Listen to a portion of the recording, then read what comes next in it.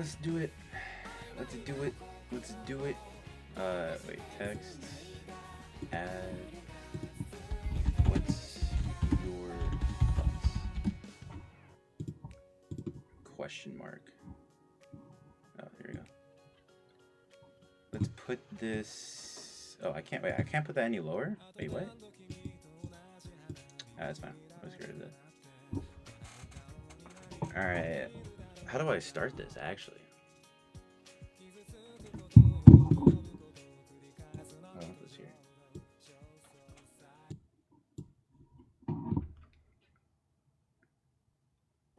Okay, let's start with this. First, I need to get rid of this. Hello. All right, move this here. All right, first we're starting with Komi-san can't communicate. Low key, Komi-san can't communicate was a lot of fun. The only issue I have is I just felt like the relationship was kind of forced after a certain amount of time. However, at the start, how would I put it? At the start, it was pretty good. I don't even know. I don't even know exactly how to like rate this consistently, because when you first start watching it, it is good. However, it gets to a point where it just kind of gets repetitive, especially in the second season. I only watched a little bit of it, but it kind of just, for me, kind of fell off. However, I did love the relationship at the start. I felt like the two main characters, their dynamic was very well. The only issue, again, that I do have is I just kind of don't like them together. However, I haven't read the manga. I do know that the manga gets super repetitive. It has like over 400 chapters or something like that, which I find ridiculous, kind of crazy. However, I do think it's good. I think it's very fun. I do think it has its issues. I would probably put Komi-san either with like a low B or a high C tier. I'm not sure. I'd have to go back and rewatch it, in all honesty. I'd probably put Komi-san maybe starting off with at a B. I might change it here and there depending on how it goes, but for now I'm going to leave it at a B. When it comes to 5 centimeters per second, I feel like 5 centimeters per second is less of a romance than it is more of a, like, I guess it's like it's a lost love, in all honesty, which is romance, but it feels more of a character drama than it is as a romance. I'd probably put Komi-san, not Komi-san, I'd probably put 5 centimeters per second as a pure romance standpoint, probably on A tier. I do love the fact that it shows realistic romance in a sense of childhood love, where it's not like some super fun shonen childhood friends to lovers sort of thing, where it's like you like a girl when you're young, you kind of drift apart slowly but surely. As you get into adulthood, you kind of don't ever see them again, and that's why I really like the ending of 5 centimeters per second. Of they see each other again finally at the train scene, but then she walks away, showing that it's just not going to work out. Their lives are so far apart now. There really is no point in rekindling that, and it's best to just kind of let go, which is kind of different from Your Name, which was, but we'll get to Your Name later. I would probably put 5 centimeters per second at like a high B or an A. When it comes to like an anime, straight anime point of view, 5 centimeters per second, definitely A tier. Amazing anime, amazing movie. I'd probably keep it as a purely romance standpoint, probably high B. My top is Kaguya-sama and Blue Box, legit. Kaguya-sama Love is War is amazing. I think I have it. Yeah, it's right here. I am gonna get to it. Love is War, absolutely phenomenal. I can't wait to get to that one. And then Blue Box, I did love the anime. I've not finished the anime only because I keep up with the manga, so I know what happens in the manga. I love the manga. Amazing. I'm so excited for season 2. Blue Box season 2 is gonna go insane. I think if they animate what I think they're gonna animate, it's gonna go crazy. I'm excited for that one. I should have added Blue Box. Oh my god, I forgot to do that. I'm gonna do that for next time when I do another part 2 of this, because there's just so much romance anime to add. It's insane. You can't get through all of them. I think I'd probably keep back on 5 meters per second. I'm gonna keep it B tier again. Can move it up. It hurts seeing it in B tier because it's such an amazing movie that I want to have it A tier, but it's just not realistic enough to keep it on A. So I kind of want to keep it on B, again, for a purely romantic standpoint. And when it gets to Anohana, again, kind of the same issue with 5 centimeters per second, where it doesn't feel like a romance. There is romance elements in it. It's more of a drama, more of a getting through trauma and accepting what happens in the past and moving on from it. While there is romance in it, I wouldn't necessarily. I don't ever. I do categorize Anohana as a romance. However, I don't count it like in a romance setting as you would like a Komi-san Can't Communicate or a Blue Spring Ride or anything like that. Anohana, if you're talking strictly anime, just anime by itself, it's S tier. I love Anohana. One of the most amazing animes I've ever watched. Makes me cry to this day. I can't listen to the ending without Secret Base without shedding a tear. However, when we're talking about like just straight anime, romance anime, I'd probably also have it on B tier for just romance. However, I can't keep Anohana on at a B tier. That's just disrespectful to Anohana. However, the romance in Anohana is more about the drama elements of it than it is purely strictly romance. You like realistic romance, a really good realistic romance, which I forgot I did not add to this list, but I do want to. It's Tsuki ga Kire. I love that anime so much. It's an amazing realistic romance anime, and those are also my favorite too. I love those as well. For some reason, ReZero is categorized as romance. No, 100%. When I was looking through anime to add to this, because I wanted to have some of my favorites, some underrated ones, as well as like some of the most popular ones, just to have them. I saw ReZero in there. Like I was looking, it has Sword Art Online, which Sword Art Online is a romance. It's first season technically, I guess. But ReZero, I was also surprised how the first season is also categorized as a romance. I was not expecting that in the slightest. I did want to add that technically, but I'm like, nah. Whenever I make an isekai tier list, I'm probably gonna add it to there. But for romance, absolutely not. Anyways, Blue Spring Ride is such an interesting romance anime to talk about because when it comes to just the standalone first season, it's still very, very good. I still find the first season again to be less of a romance and more of a character drama.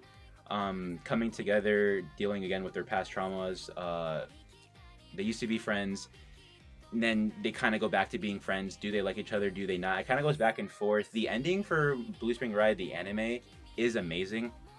However, I read the manga for Blue Spring Ride. I don't want to spoil anything for Blue Spring Ride. However, the manga is such. Oh my god! If you read the Blue Spring Ride manga, no. Listen. If you read the Blue Spring Ride manga, it is so good. It's just the issue of how annoying it is at times. It's so hard to say anything about the Blue Spring Ride manga without spoiling anything for it. But it grinds my gears, yet I love it so much, and the ending for it is amazing. I just have such an issue. I just have issues with the Blue Spring Ride manga. But it's so good. It's so good. It's really hard to rate Blue Spring Ride. In all honesty. Oh, hold up. Let's see what else I got. Where are you putting ReZero? If it comes to talking about ReZero as an isekai, I have it as my number one isekai. In all honesty, I love ReZero. Absolutely amazing.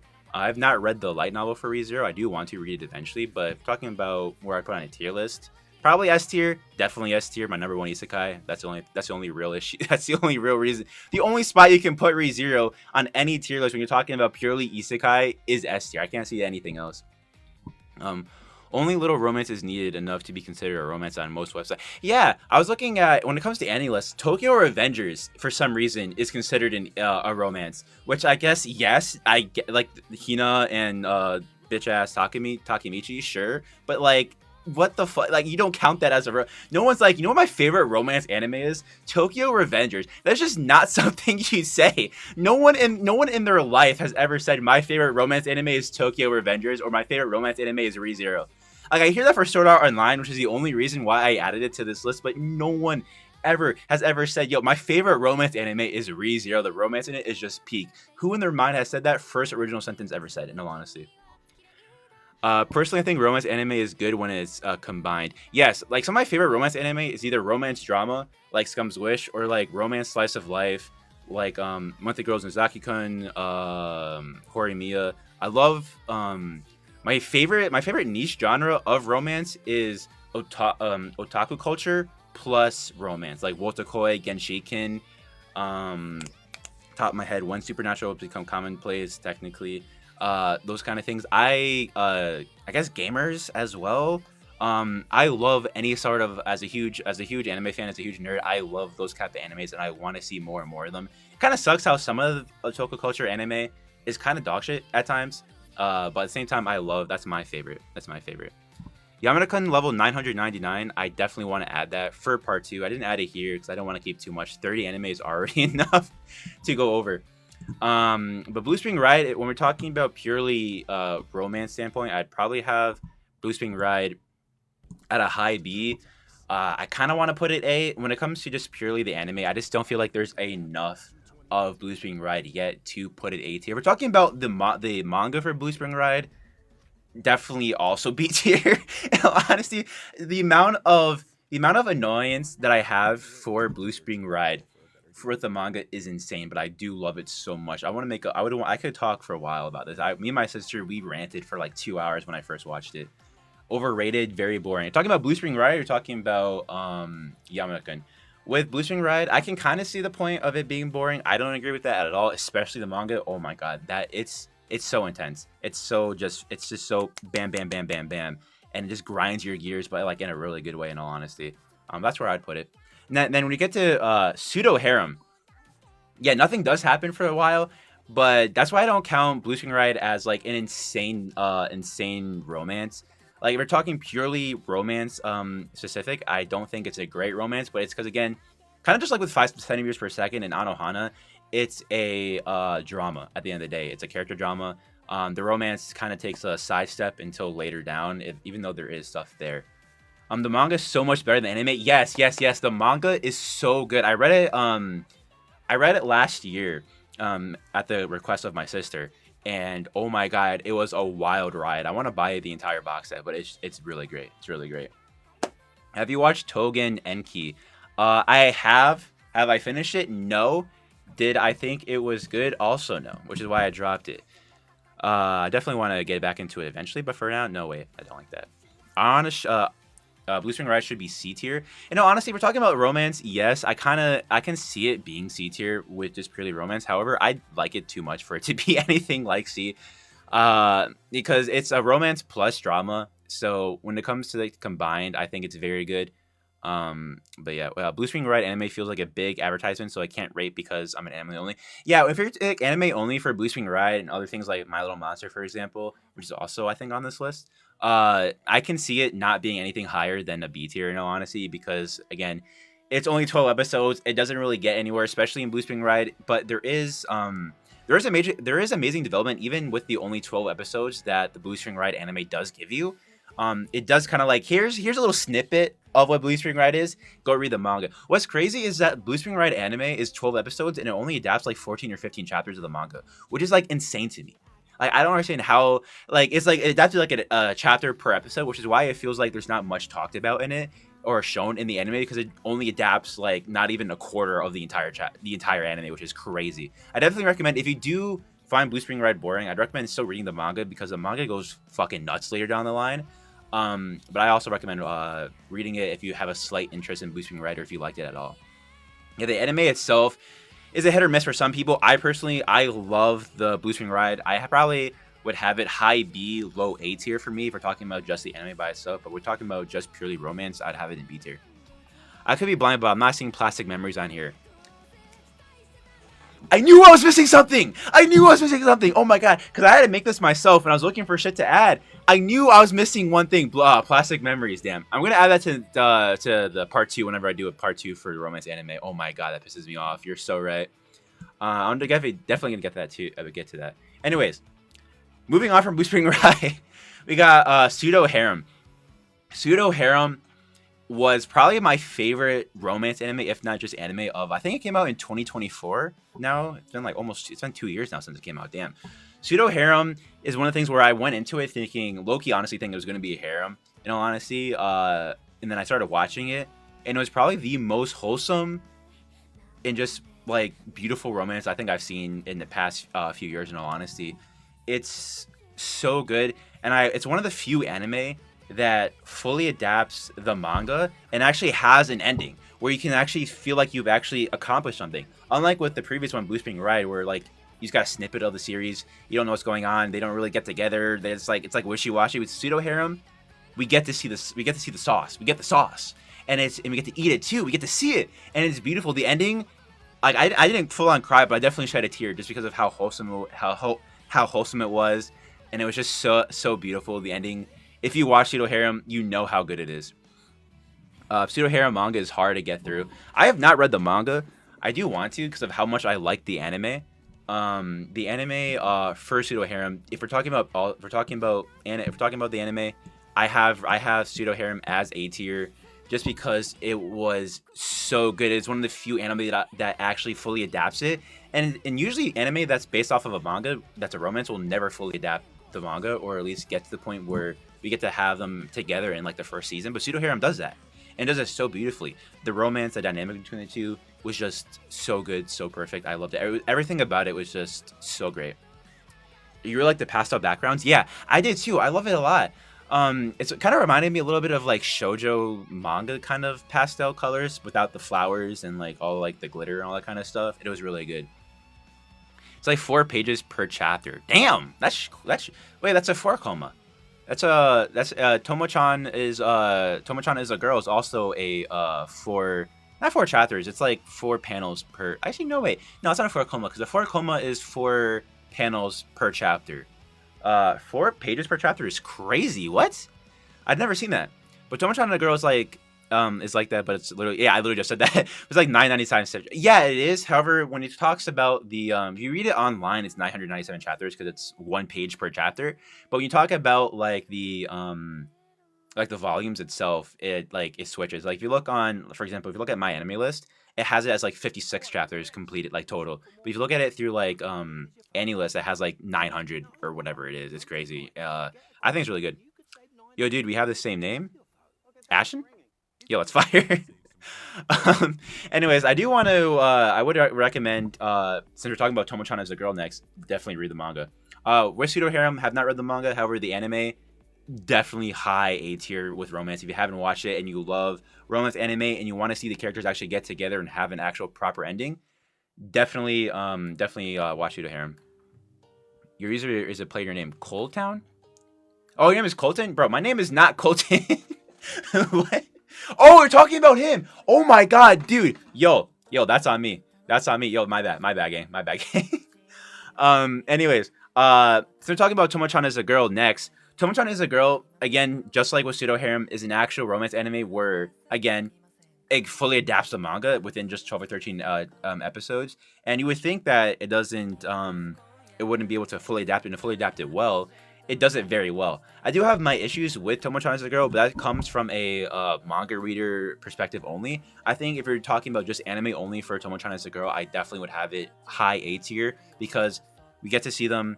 We get to see them get together. We get the full-on ending, and it's just pure peak through and through. The character dynamics are great. The main character, the main guy, Tomochan, and I forget the name of the main guy. Honestly, their banter, their interactions, their dialogue with each other, it's so funny. It doesn't really feel forced or anything. Like you can see them getting with each other because they like each other actually. And it was so beautiful how they actually got together. I laughed every single time when he fought the dad. When you're talking about compared to the manga, though, I do think the manga is better, only because kind of the same thing that I'll get to when I get to horimiya, where the anime just leaves out so many great chapters. There's so many funny chapters that, not just with the romance, but also like with the friendship between the 3 girls. I think that some of them, if you definitely like the anime, definitely go back and read the manga for that, because they leave out so many great moments of the characters that really ups their friendship and really brings it more together and close. And I really liked it a lot. The Tomo was a dynamic you don't usually see often. I really liked it. Yeah, usually you see like it's rare to see like a main character like that's like for a girl that's like really strong and kind of stronger than the main guy. I think the only time we ever saw that before was like Maid-sama, though. I guess with Maid-sama we'll get to that later, and that's a whole different story. Oh my god. But yeah, I really like Tomochan was like a breath of fresh air. Like I really liked it for that reason. Do you think Gojo or Selena is stronger? Bro, I have no clue. I don't do power scaling, bro. I don't do power scaling. Can't wait for part 2 of that romance tier list, because my favorite Kaide Kano is here. Yeah, there's a lot of romance anime that I did not add because 30 anime is already too much, and I have work tomorrow. I gotta go to bed. I definitely want to do more. I'll definitely keep adding it to this list though.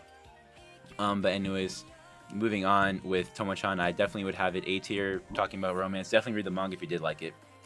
What do you think about Deku and Bakugo? I think they're great. I love them. Deku and their dynamic is really good. I love the character development that Bakugo has throughout the entire series. Bakugo is one of my favorite characters of all time. Not of all time. In My Hero, and he's one of my favorite side characters of all time, though. He's one of my favorite duo antagonists. I absolutely love them so much. Their friendship is very real.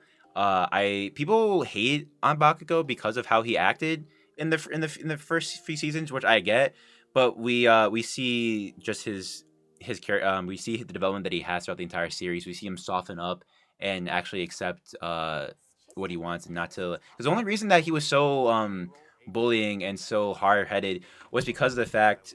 Hold up, what the hell is going on? It was because of the fact that I want to say he felt inferior, but more so that he felt like challenged by Deku in some sort of way. So he didn't want it to be real because he felt that Deku was weaker than him or not as strong as he was, and to see him come up closer and closer to him, someone that he felt that was lower than he was, kind of like really hit on him. And then we see him continue to develop, and it's just beautiful. Oh, I appreciate the follow. Thank you. What kind of farts does Ichigo? What? Bro, that question is crazy. Anyways, yeah, that was Tomochan. Definitely read Tomochan and watch the anime if you do like romance. Snow White with the red hair is so good. I rewatched it recently, last year, and it's so beautiful. When I was a kid, when I first watched it when I was like a teenager, my favorite couple was Obi and Shirayuki. I love them together so much. I love Obi. He's my favorite character in that show. He's my goat. I love him so much. Shirayuki is also like one of my favorite main characters in anime of all time. She's one thing I love about her is she's strong-headed. She wants what she wants. She is part of a romance anime, but she doesn't make the romance and the guy like her entire personality. She has her own goals. She has her own wants. She has her own needs, and she sticks with those goals. And she doesn't let anyone or any of the guys in the series kind of like take over for her or like show her that like, oh, don't worry, I got you, babe. I'll handle this. No, she handles her own shit. She's an independent queen. She can do her own shit, right? I love how she's not physically strong, but she's mentally strong. Like for me, all my favorite characters are characters that are mentally strong. And even though she may be weak physically, she doesn't let that stop her from still doing her shit. But she's mentally strong. She's not weak. She's not weak-minded. She's strong-minded. That's what I really love about her and her character. The romance, her and Zen, absolutely beautiful. Even though I love Obi's my go. I love Zen. Their character, their romance together, so good. The ending of season 1, oh my god, gets me every time when they kiss. Oh my god! But the ending to season 2. Butterflies every time. I don't want to spoil too much about Snow White with the Red Hair. Definitely recommend watching it.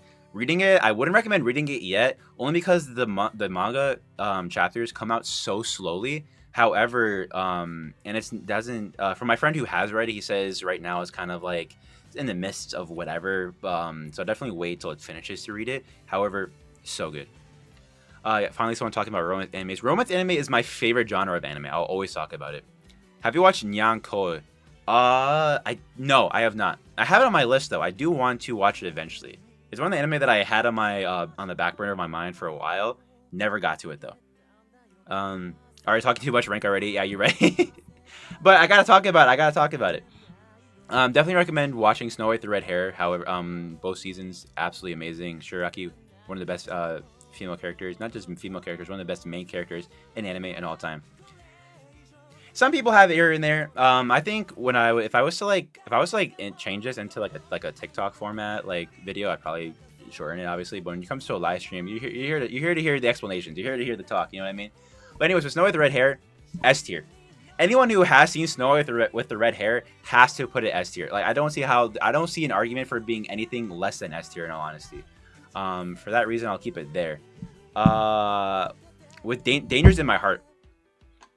Dangerous in My Heart is my favorite romance anime of the 2020s. I don't think anything is coming close to Dangerous in My Heart. Season 1 was great. Again, Season 1 was more set up for Season 2. However, Dangers in My Heart season 2 is guaranteed the best romance season of almost all time. Like I generally don't see an argument for it not being like in the top. Hold on, I need to switch from YouTube to Spotify. I don't like using Spotify, but hold up, because these ads on YouTube are annoying. Okay. Anyways, with Dangers in My Heart, when I first read this back in 2018, because I saw the manga, and I didn't necessarily like it then, because the dude reminded me too much of myself when I was younger, and so I got a little cringe for that, and that's what keeps most people away from actually watching Dangers in My Heart, is just the start of it, seeing how cringe he is, how emo he is, how just like weird he does act at the start.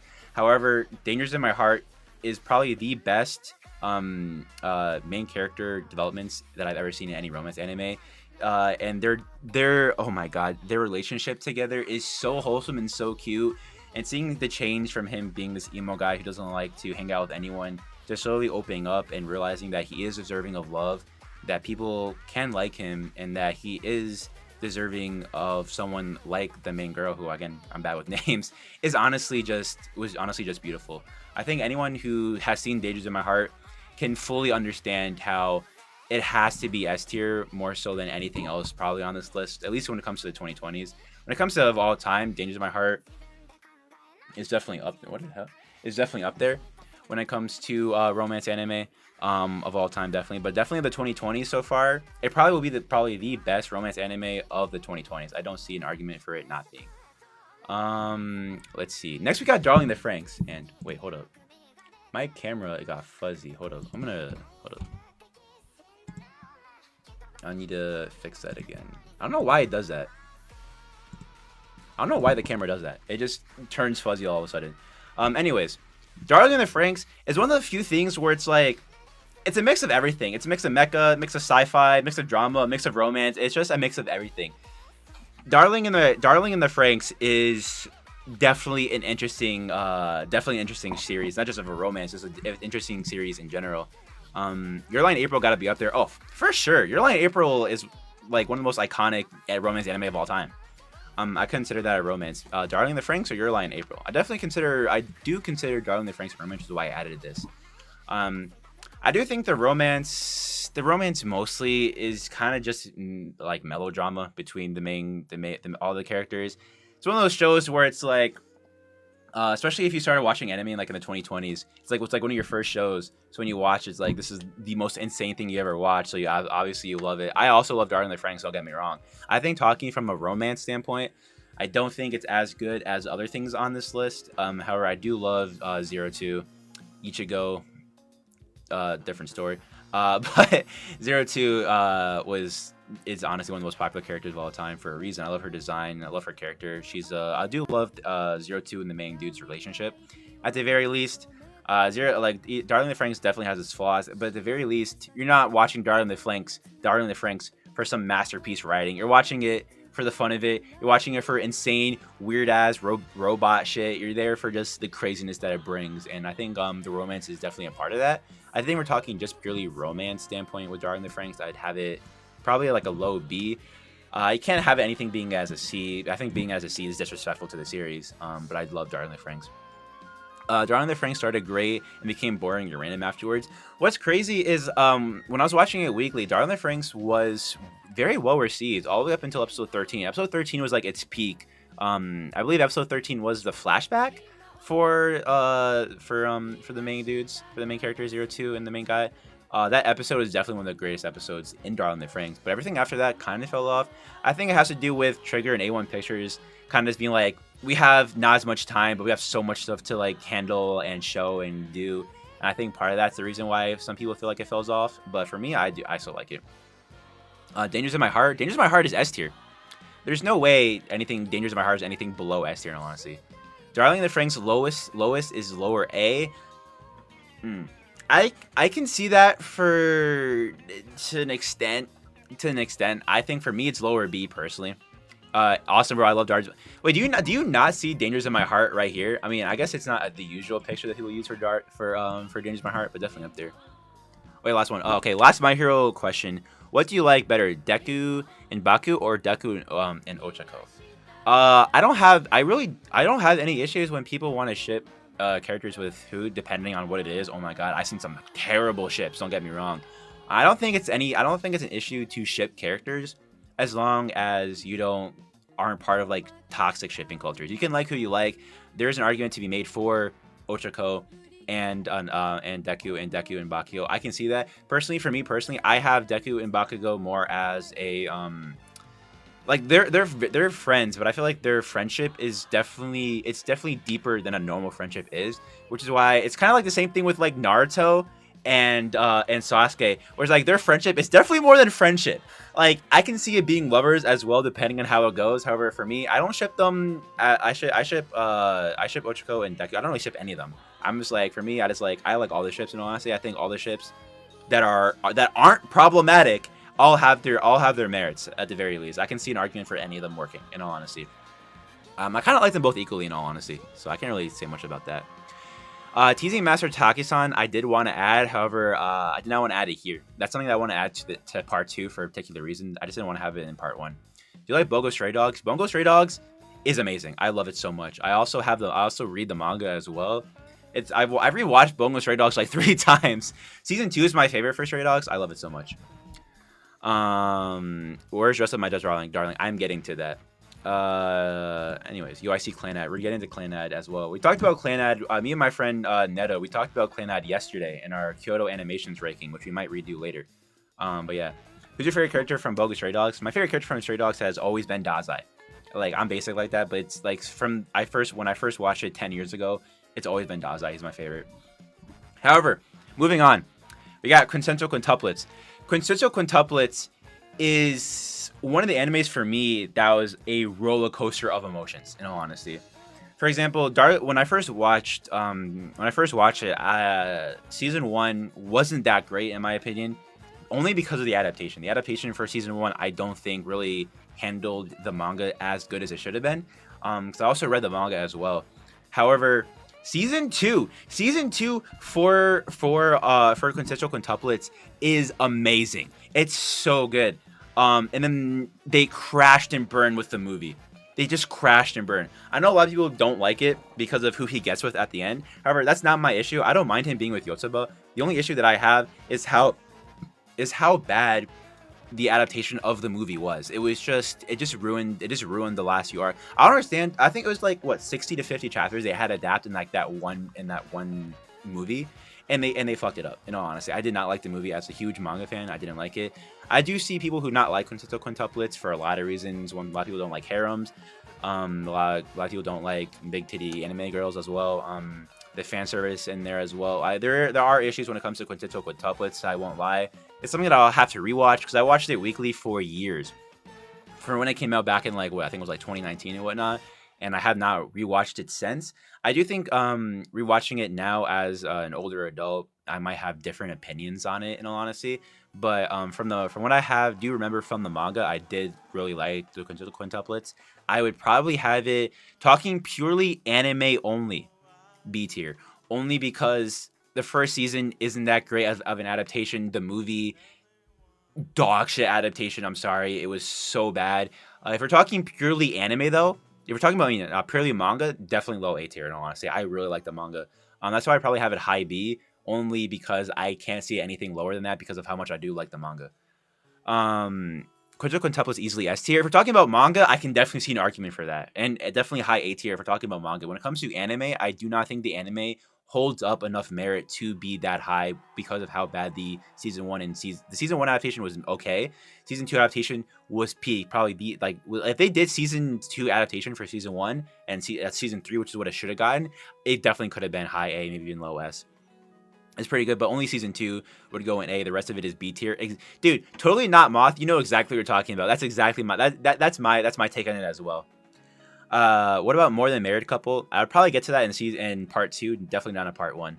Oh, this is an anime only tier list. I agree. Yeah, if it was again manga only, because for example, if this was manga, I would have Tomochan as S tier. I would also have Blue Spring Ride in high A tier.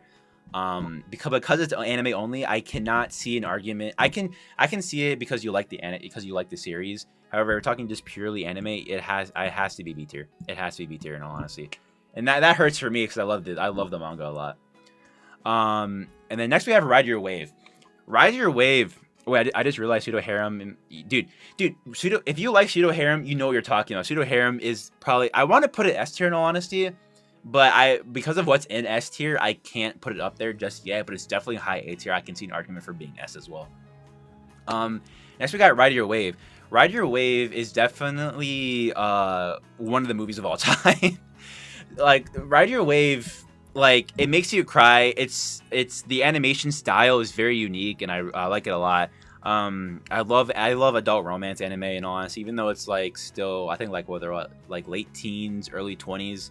I was like around their age when I first watched it. Now I'm a little bit older than that now, but it was like watching it when I was their age. I'm like, damn, this is just pure peak. This is what I want in a relationship. This is what I want like my relationship to be like. I love them together. They're so cute together. They're so funny together. They just bounce off each other. Like their dialogue, they just bounce off each other real well. It doesn't feel like the dialogue. It feels like forced or anything like that. It feels like, oh, okay, like the guy says this, and the girl knows how like reacts to it. It just I don't know how to describe it because I don't have the terminology for like from a writing standpoint. But it kind of just like they just mesh really well together. They bounce off their ideas really well, and I really love the characters. Cry like a bitch like watching it. Oh my god, dude, the tears was insane.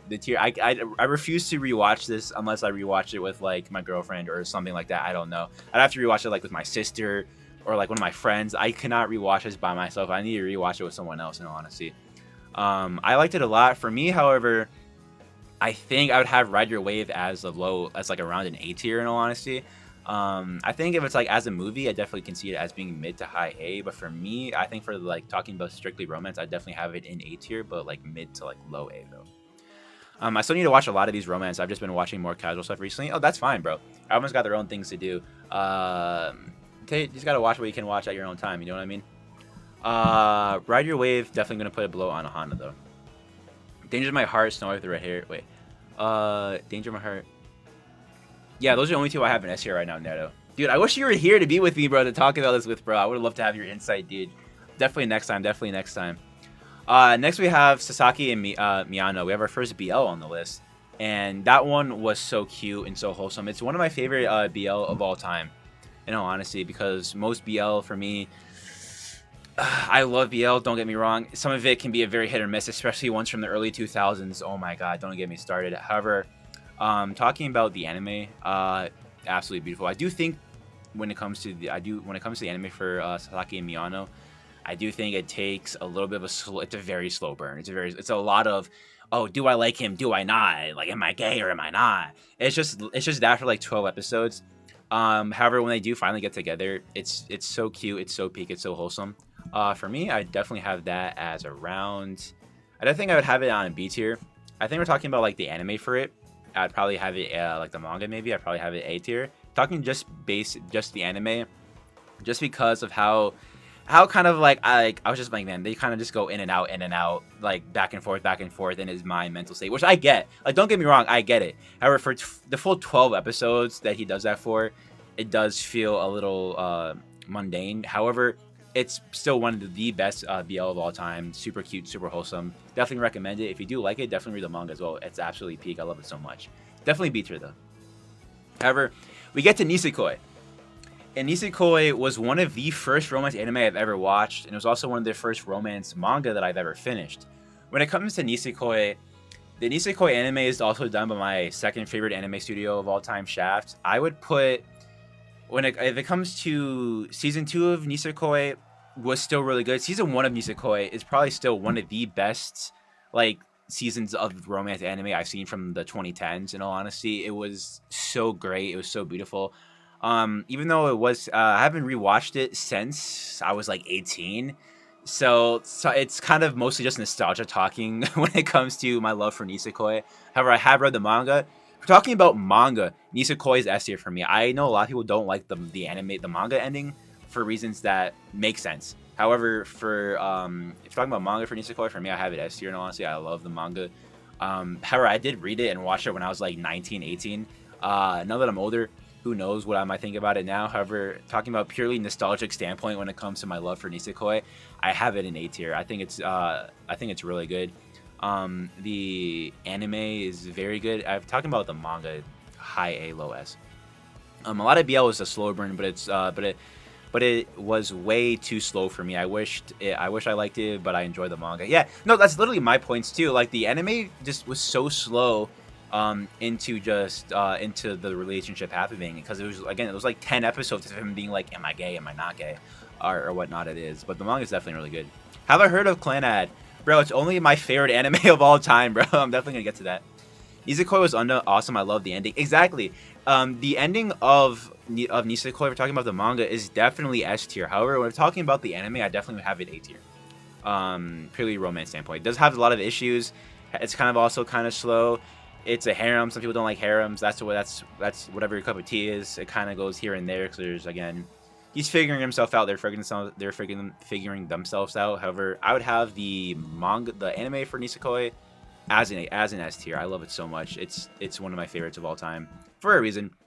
I'm only gonna have it below Tomochan only because I like Nisekoi more than Tomochan. However, Nisekoi is not completed. So talking about anime only, definitely there. What are the ones in S tier? The ones in S tier so far is Dangers in My Heart and Snow White with the red hair. Those are the two that we have so far. Oh yeah, for sure. Is that Snow White with the red hair? That is Snow White with the red hair. Tomochan is peak. If you think Tomochan is peak, please read the manga. I beg everyone who liked Tomochan's the manga, Tomochan's a girl anime, to read the manga. Just please read it. It's so good. They leave out so many great chapters that just give more depth to the characters' friendship and relationship. So, oh, you have? Yes, I'm so happy they read it, bro. Dude, it's also so quick. It's just 1 page per chapter. It's so quick. Definitely recommend. Then we're talking about Given. Given is my favorite BL of all time. It has its issues, I understand. However, the ending of Given just hits so close. It was just perfect. I love seeing the romance between Mafuyu and then I forget the black hair guy's name. However, the one thing I did love about Given was how the main characters, the main couple, it wasn't toxic at all. Dude, that, oh my god, that song, when episode 9 first aired back in 2019, that episode had me shook, because I had no idea he was going to start singing. I thought they were just going to be playing the instrument, and then he says that line, bro. Oh my god, chills. I rewatched that episode when it first aired like 5 times. It was so good. When it talks to Given, season 1 was great. The sequel movie was good. There is an issue with their relationship. I don't like their relationship for reasons because of SA, and that's whatever. But the third movie was really good. I loved seeing the side characters, the friends, have like their own relationship together, and that was also really good. But then the final movie was so good. The fact that he finished the song that the ex had, and he finished it, and then he played it for him, and then he finally accepts his past, he accepts his love for music, and he accepts himself, and he's able to start singing again. He says, I want to sing, and he says the ending, and it was just, they were at the beach, and they was like, let's go back and have some smacks, bro. And I'm just like, oh my god, it's so peak. The ending of Given is one of my favorite romance anime endings of all time. It's so good. And again, for some reason, my camera feels a need to blur up for whatever reason. I don't understand why. It pisses me off, dude. Anyways, I feel like Given was a bit rushed sometimes. I have not read the manga, so I can say nothing when it comes to how rushed it is. For me, I didn't feel that was rushed. I don't think season 1 was rushed. I think the movie, the sequel movie might be, and then the third movie with the side characters, the friends relationship, definitely felt a little bit rushed in my opinion. However, season 1 and then the final movie did not feel rushed at all for me, and it was just beautiful the entire way around. Sarazanmai opening, bro, is so peak. It's so good. I love it so much. Your Light in April is there. We're definitely going to get to that. Wait, I feel like there was something else I missed. Have you seen Stranger by the Shore? I have seen Stranger by the Shore. I have read it and I have watched it. I like it a lot. It's one of my favorite, also one of my favorite BLs as well. S tier right now is Dangerous in My Heart and Snow White with the Red Hair. I should maybe like put that somewhere. I should probably write that down anywhere. I think Given, for me, Given is S tier. I don't care what anyone says. I love Given. I don't care. Given is S tier for me. Do My Hero Academia. I would definitely do a shonen battle shonen tier list at some point. Not today though. Or I might do like a ship tier list maybe. I don't know. I don't really have ships. I do like ships. To be honest, most ships would probably be an A or S tier for me because I just like all ships.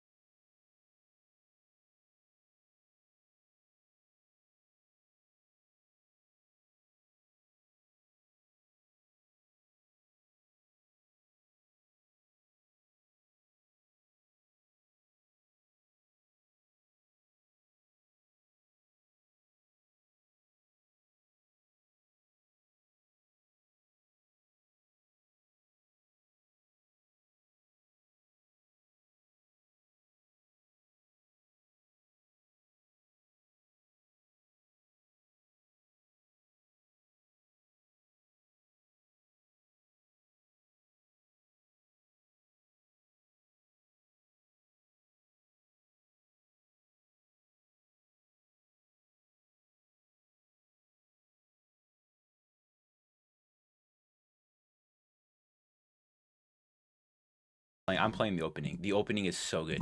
Oh my goodness. Dude, Nana is one of the I'm playing it. Here we go. Rose is so peak. Oh my god. Anyways, Nana, if I don't want to say too much about Nana because I don't want to spoil it too much, but I beg anyone who is listening who has not seen Nana, please watch and read Nana. It's so good. It's so peak. It's adult romance, which you rarely ever see in anime, and it's also it's done so well. It's very realistic, but it's also very realistic in just the most sad, heartbreaking, gut-wrenching way. Fuck Takumi! Fuck that guy! Fuck Takumi!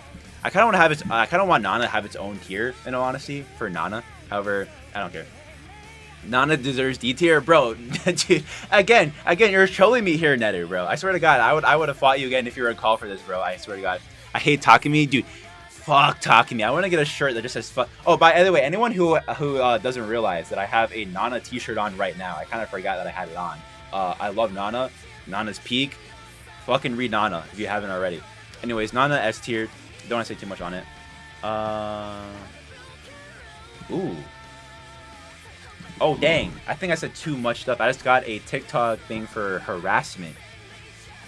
Who did I harass? Is it because I talk about Nana? And like, is that why I got whatever? That's crazy. Anyways, my friend makes fun of me for watching romance animes. Dude, if your friend makes fun of you for watching romance anime, then don't be their friend. Or like, I'm not. They'll get whoa. That was too far. That's on me. But they don't know what they're talking about. They don't know what they're missing out on. Romance anime is peak. Takumi banned your live. Dude, it got banned for 10 minutes. So that's whatever. I say the word Takumi, my live gets banned literally instantly. That was crazy. That was crazy. Yeah, I love Nana. Again, got the shirt. Repping the 2 volumes of Nana that I do have because I'm a broke man. I don't got money. Because it all goes to paying bills and then my college. Anyways. Bro, can you stick your tongue out and look up? Absolutely the fuck not. Not for free. Think I'm about to do that for free? What do you think I am? Some fucking hoe? No, I'm not doing that shit for free. Nothing wrong with hoes. I love hoes. Don't get me wrong. Oh my, I did not mean like that. I love hoes. Anyways. I'm not some cheap girl. I ain't gotta pay for that. Anyways, just kidding. Don't pay. I don't do it. Anyways, Fruits Basket. Fruits Basket is something that I feel like I might get a lot of hate for, in all honesty. I can't read manga; it's too expensive. Low-key, yeah, but just read it online. If you need like a website to where to read manga, just DM me, bro. I'll give you a manga link. In all honesty, I read manga online. However, I have like almost all Yono the Dawn volumes over there. I'm not sure if you can see it's past. It's like near the sold scythe. That's the only one that I've ever read the manga for, and also with The Girl from the Other Side. I've also read that manga as well. I only buy the manga volumes for stuff that from the volumes from the chapters that I read that I really liked.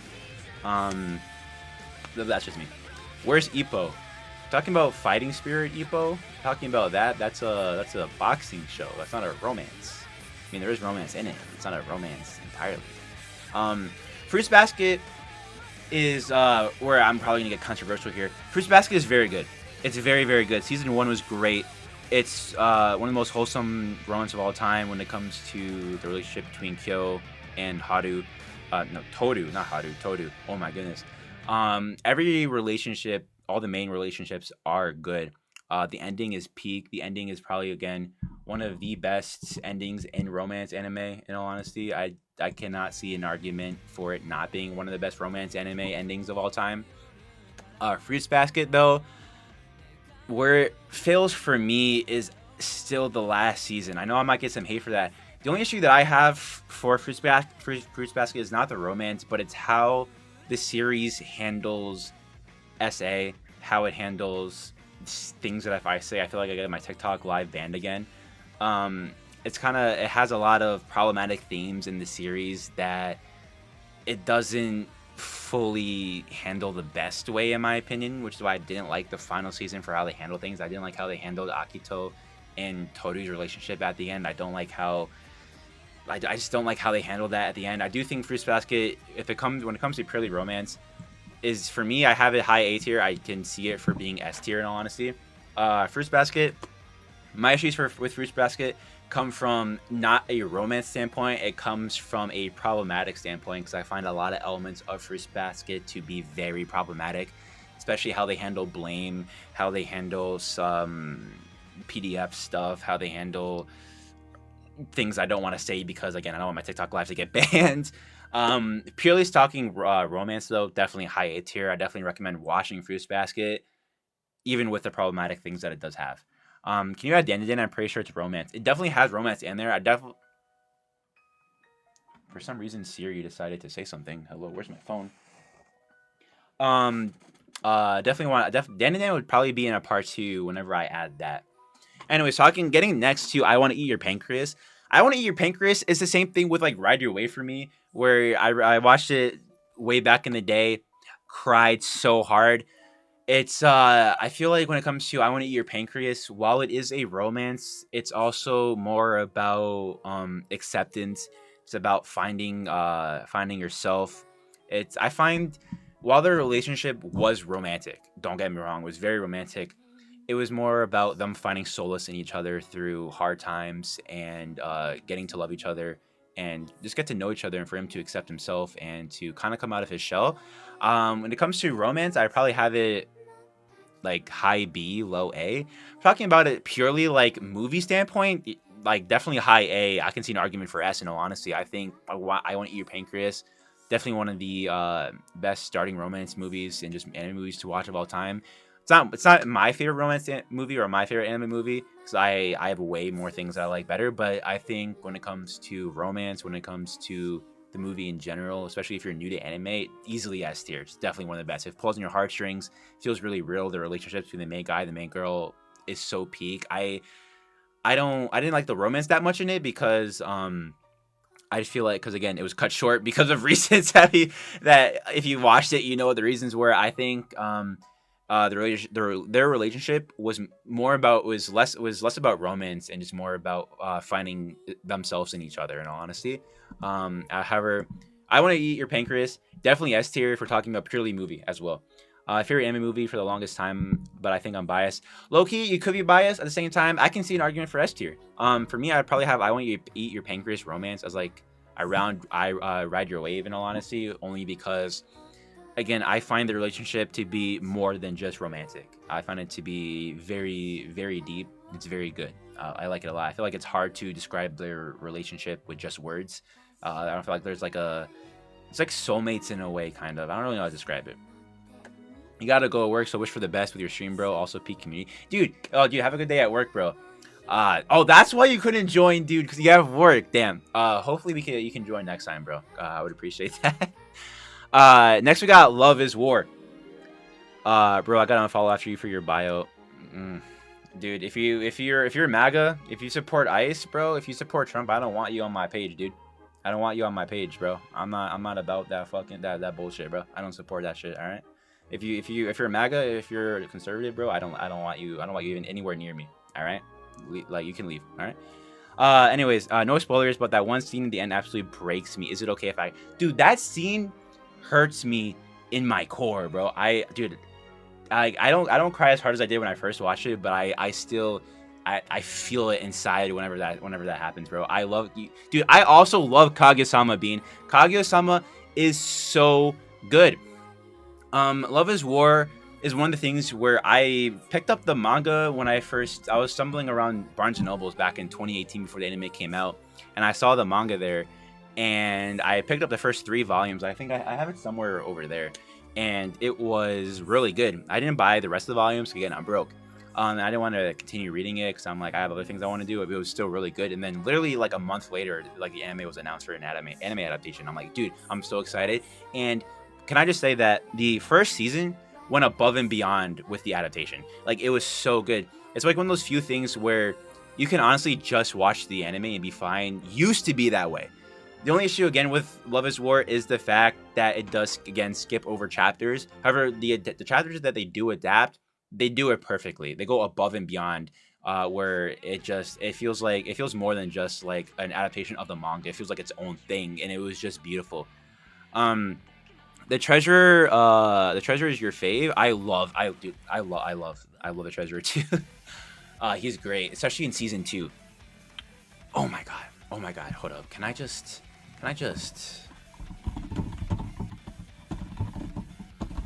dude, season 2 for Love is War, I think if anyone has watched it, it like just knows how great it is. Season 2 for Love is War reminds me of like a Silent Voice, especially with that ending of season 2. If y'all know what I'm talking about, like the comparison that I have for Love is War, for why I love season 2 of Love is War, is because it's the same reason why I love A Silent Voice. It was just beautiful. And don't get me started on season 3. Season 3 was so good. It was so peak. The only thing I'm upset about is that the balloons, we couldn't see the, I don't want to spoil it, but like when they kiss at the end. Oh my god, I'm so mad that they cut it. I was so mad when it first aired because of that. I was like, man, all this build up for that, but it was such a beautiful moment. It was such a beautiful moment. And then the movie, I forget what it's called, but the movie after that, we actually get to see them get together, was so good. The one thing I love about Love is War is the relationship between Kaguya. I'm so bad with remembering the guy's name, but their relationship together, especially when you watch the recent OVA movie special thing that just came out, was great. It was so good. I loved it so much. It's so wholesome. It's just so cute, and you're just like you just like giggle inside every single time you watch it. Okay, bye guys. This is a great community low. It's 1 a.m. Damn. It's also 12 for me, bro. Bro, go to bed soon, bro. Have a good night, bro. Thanks for staying as well. Appreciate it. You say it's actually very low how much they actually caught. Just don't break them. Oh, okay. All right. That's you. That's you. How do I? Yeah, we don't support ICE supporters here. All right, we don't support Trump or MAGA here. All right, we don't like you in Europe. We don't like you people here. All right. Anyways, Miyuki. Okay, that's what his name was. I'm so bad at remembering names. Like that was like the thing that like when we had our last live stream when we did the Kyoto Animations tier list, we were just like this guy, this girl. We were so bad at remembering the names. Thoughts on real life? I think I have real life here. Do I not? I do have real life here. We're gonna get to there in a bit. Anyways, getting back to Love is War. Love is War, easily S tier with romance. However, the only issue that we have for Love is War is the fact that the most recent OVA skipped out on so many chapters, and the sequel movies probably I think it's going to be anime original only. It's one of the things where you can watch season 1, 2, 3, and then the movie where they get together. You can watch that, and then you kind of have to read the manga afterwards. I would still recommend reading the manga from the start because they do skip out on some many great moments and chapters. However, if you don't really care all that much about it, just start reading after the movie that happens after season 3. It was so good. Maid-sama. Maid-sama is one of those shows where there's just you're blinded by nostalgia, right? Like you're just blinded by nostalgia. Maid-sama is, when I was younger, I liked it a lot. It felt magical, especially the ending. It was just good vibes all around. However, the more you get older and you realize just the weird things that he would do and the boundaries that he crossed. If he was ugly, or if it was just like, if it was just like if it came out nowadays, I think people would have a completely different mindset when it comes to Maid-sama, because the fact that of how problematic I think their relationship is at the start. I think Maid-sama, the main I forgot again bad with names. The main girl for Maid-sama is one of my favorite main characters in shoujo romance anime. She's also one of my favorite characters in general. It's like one of those things that's hard to rate, because if we're talking about me like 10 like years ago, like when I was way younger when I first watched it, I would probably have it A tier or S tier. Now, especially after realizing just all the problematic things that is Love is War, not Love is War, that is Maid-sama, I feel like it's hard. Maid-sama is definitely one of those. It's good because I watched it back then anime. Exactly. I think I'd probably have Maid-sama as a C tier for that reason only. I don't really know where to put it, because I haven't rewatched it since I was a kid, and I kind of don't want to, in all honesty. No Kami-sama Kiss, I kind of want to make a shoujo romance tier list by itself eventually. So I might do that. I probably, if I do, I might have it in part 2. Or I kind of want to have a shoujo romance as its own. I have shoujo romance here, so I might add it in part 2 maybe. Just not for this one. However, now talking about shoujo romance, we're talking about Kimi Todoke. Call of Night, I definitely want to add a part 2. I was thinking about adding it. However, I have like 30. I have like 30 here that I was supposed to add. So if one too many. I didn't want to add too many. Definitely gonna add it in part 2 though. I love Call of the Night though. Call of the Night, was one of my favorite animes from 2025. Kimi Todoke is my favorite. Actually, no, it's my second favorite shoujo romance anime, right behind My Little Monster when it comes to the manga as well. However, talking about purely anime standpoint, Kimi Todoke blows My Little Monster out of the water. Like Kimi Todoke, the anime, because of how the fact that we have a season 3. Season 3 solidifies Kimi Todoke as one of the greatest shoujo romance adaptations of all time. Like, it's so good. It's so good. If the season, people don't like season 1 or season 2 because it is misunderstandings, the anime, it is miscommunications, the anime. I get that. My sister didn't like season 2 because of that reason. It does take a while for them to eventually, you know, figure things out. However, I would have arguments that that's kind of the point. I did like it a lot, and especially when you get to season 3. Season 3 kind of solidifies Kimi Todoke as my S tier pick as well. Should I watch Clannad? Should you watch Clannad? Like, is the sky blue? Yes. Clannad is one of the greatest animes that has ever been made. Hell's Paradise is not a romance. I mean, he is married, but it's not like a romance. It's a shonen battle series. If I ever was to do a shonen battle tier list, I definitely would add that, but just not today. Can you do Bubble? Definitely. I actually just made I just posted a TikTok today recommending people to watch Bubble. I kind of want to do a movie tier list, anime movie tier list. I definitely will have Bubble with that whenever I do that as well. However, Kimi Todoke, easily S tier.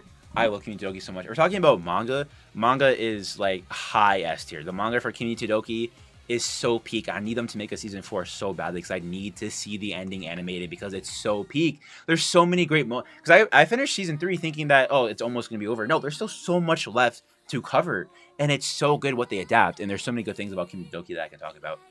My back. Anyways, finally getting to Bunny Girl Senpai. Not Bunny Girl Senpai. Oh my god, My Dress Up Darling. I'll be getting to Bunny Girl Senpai later. horimiya is here. Yeah, it's right here. I kind of have a lot. I kind of need to start going through this kind of fast. But My Dress Up Darling is one where if I was 16, 17, if it came out, I definitely would have had like Marin as one of my favorite female characters of all time, in all honesty. Because I watched it when I did as an adult.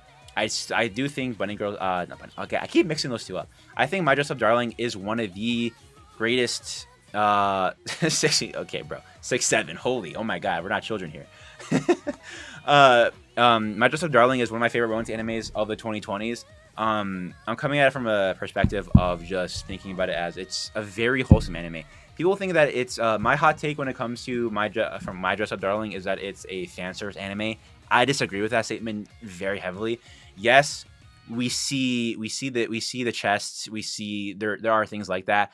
When it comes to the fan service of My Dress Up Darling, it comes to the fact that she likes cosplaying as lewd characters, and there's a lot of girls and a lot of women out there that like cosplaying as those characters. There's a market for it, not just for guys to like it, but because girls like it, they find those outfits to be cute or sexy or whatnot. I have a friend that's a girl that she loves My Dress Up Darling because she finds the outfits very cute and stuff like that. I think that My Dress Up Darling has probably one of the best main couple dynamics of the 2020s. It's very wholesome, very cute, and it feels very real, especially season 2. Season 2 for My Dress Up Darling was absolutely peak. I have it as S tier. There's so much to say about My Dress Up Darling. People don't like the ending of it. However, the manga compared to the anime for where it ended off, they had to do that there because of what's to come next with when it comes to Bunny Girl Senpai. I love Bunny Girl Senpai. I think it's a beautiful adaptation. I think it's a great adaptation. It's just their relationship doesn't feel like a super pretty girl with a loner guy. No, they deserve each other. Like she likes him for valid reasons, not just she likes him because he's the main character. She likes him for very valid reason. He's not even unattractive. Like, bro is genuinely attractive. He's tall. He has big hands. Like, he's good with his hands. Like, he sews for her. They work together the same way that for me, like Rika and Yuta from Love, Chunibyo and Other Delusions, like they are meant for each other. I cannot see either of them being with someone else in the series or with anyone else. Like, they fit each other so bad, like so well. Wait, 100% agree. I'm so tired of people calling My Dress Up Darling ecchi or / fan service. It's mostly cosplay. Yeah, exactly. When it comes to bad fan service for me comes from when the fan service is a lack of consent. Like, in the fan service in My Dress Up Darling comes from cosplay. It comes from her wanting to be looked at. It comes from a place of consent. We don't see scenes with the main guy when it comes to like unconsensual fan service or like moments that it would be like. There's no scenes where he typically like when it comes to bad fan service, it comes to like groping. It comes to walking in on them changing in like at school or in their home. It comes from like panty shots and stuff like that. Those are all like unconsensual fan service that is bad, and those are the kind of fan service that we should look down upon. However, when it like just having your chest out isn't fan service. That's just you having a big chest. You know what I mean? Especially when it comes to cosplay, there is a market for that. Like, most people that I know who love that kind of cosplays are girls in the first place. So like, I don't know what people talk about. Anyways, it's really good. That's enough talking about that for now. Season 2 had no romance whatsoever. It has romance. The reason why I liked it because it's very subtle. Like, it's not like in your face, like, oh, here's them kissing. The romance is subtle with their development. We see them form close and close bonds, just like in real life. Romance in real life isn't fast. It doesn't happen. You find the person that you like, next day you're together. It's like your moment, you hanging out, like that the night that you go and hang out with each other, and you kind of like start talking, and you realize like, wow, I really enjoy spending time with this person. I really like this person. I love talking to them. I want to be around them more. And that's what season 2 for My Dress Up Darling is. It's I'm going to hang out. We're going to hang out today. We're going to hang out the entire day, and I want to see you again next time. Like, I loved hanging out with you, and that's what season 2 was. We see development with the romance, but again, it's very subtle. It's in their minds, it's in their reactions, it's in their dialogue, it's in their face when like they blush or whatnot. Like, we see it for sure. Anyways, my Quintessential Quintuplets in the same tier as Komi is Dastardly. Again, I'm not sure if you heard earlier, we're talking about manga for Quintessential Quintuplets. It's definitely A tier. If we're talking about the anime, just because of how bad season 1 and the movie adaptation was for Quintessential Quintuplets, it has to be B tier, and that's sad. I'm excited for season 3. Season 3, I think should finish the manga. It's gonna be so good. Let's see. I feel like Bunny Girl is more of a drama than a romance. BGS, Bunny Girl Senpai is a mixture. I think you're talking about. Maid-sama C is crazy take. The only reason why it's C is because it's mostly like you had to watch. It was only good because you watched it at the time because of the problematicness of the main dude with the main girl, because of how he just the way he just harasses her, the way that he just can constantly invades her boundaries and doesn't seem to care enough about that. He does like her, don't get me wrong, but it's also very selfish at the same time, which is the only why it's C. I think if I was to right now, if we're talking about me ranking it when I was 16, like when I first watched it, or 15, whatever it was, I definitely would have it in A tier, but now, no. Love Chunibyo and Other Delusions is peak. Yes, it's one of my favorite anime of all time. I love it so much. The second slot is pseudo harem. Yes, the second slot in A tier is pseudo harem. Yes, it is. Anyways, I watched that quite a while ago. I never thought I was going to hear about it ever again. If you're talking about Maid-sama, Maid-sama was very long ago. I did like it back in the day. I have not rewatched it since I was a kid, and I refuse to ever rewatch it, which is the only reason why it's C. Where's Fragrant Flowers? Fragrant Flowers is going to be in part 2. I didn't want to have it here yet. Attack on Titan does not count. No. It has romance, I guess. Anyways, My Little Monster is also one of my favorite romance anime of all time. I like it a lot. If we're talking about anime, I have it in S tier or high A. If we're talking about manga, manga is definitely the S tier. Oh my gosh. It's one of the things where it's like Blue Spring Ride, where again, it's a snippet of the manga. It's like, here's a little bit. Here, do you like this? Go read the manga. Go buy the manga. And that's what kind of just wondering. Yeah, of course. Yeah, ask any questions that you want, bro. I didn't mean it in any sort of way. If I came across as mean or whatever, I didn't mean to be that way. I'm sorry. My Little Monster, the manga, however, is S tier.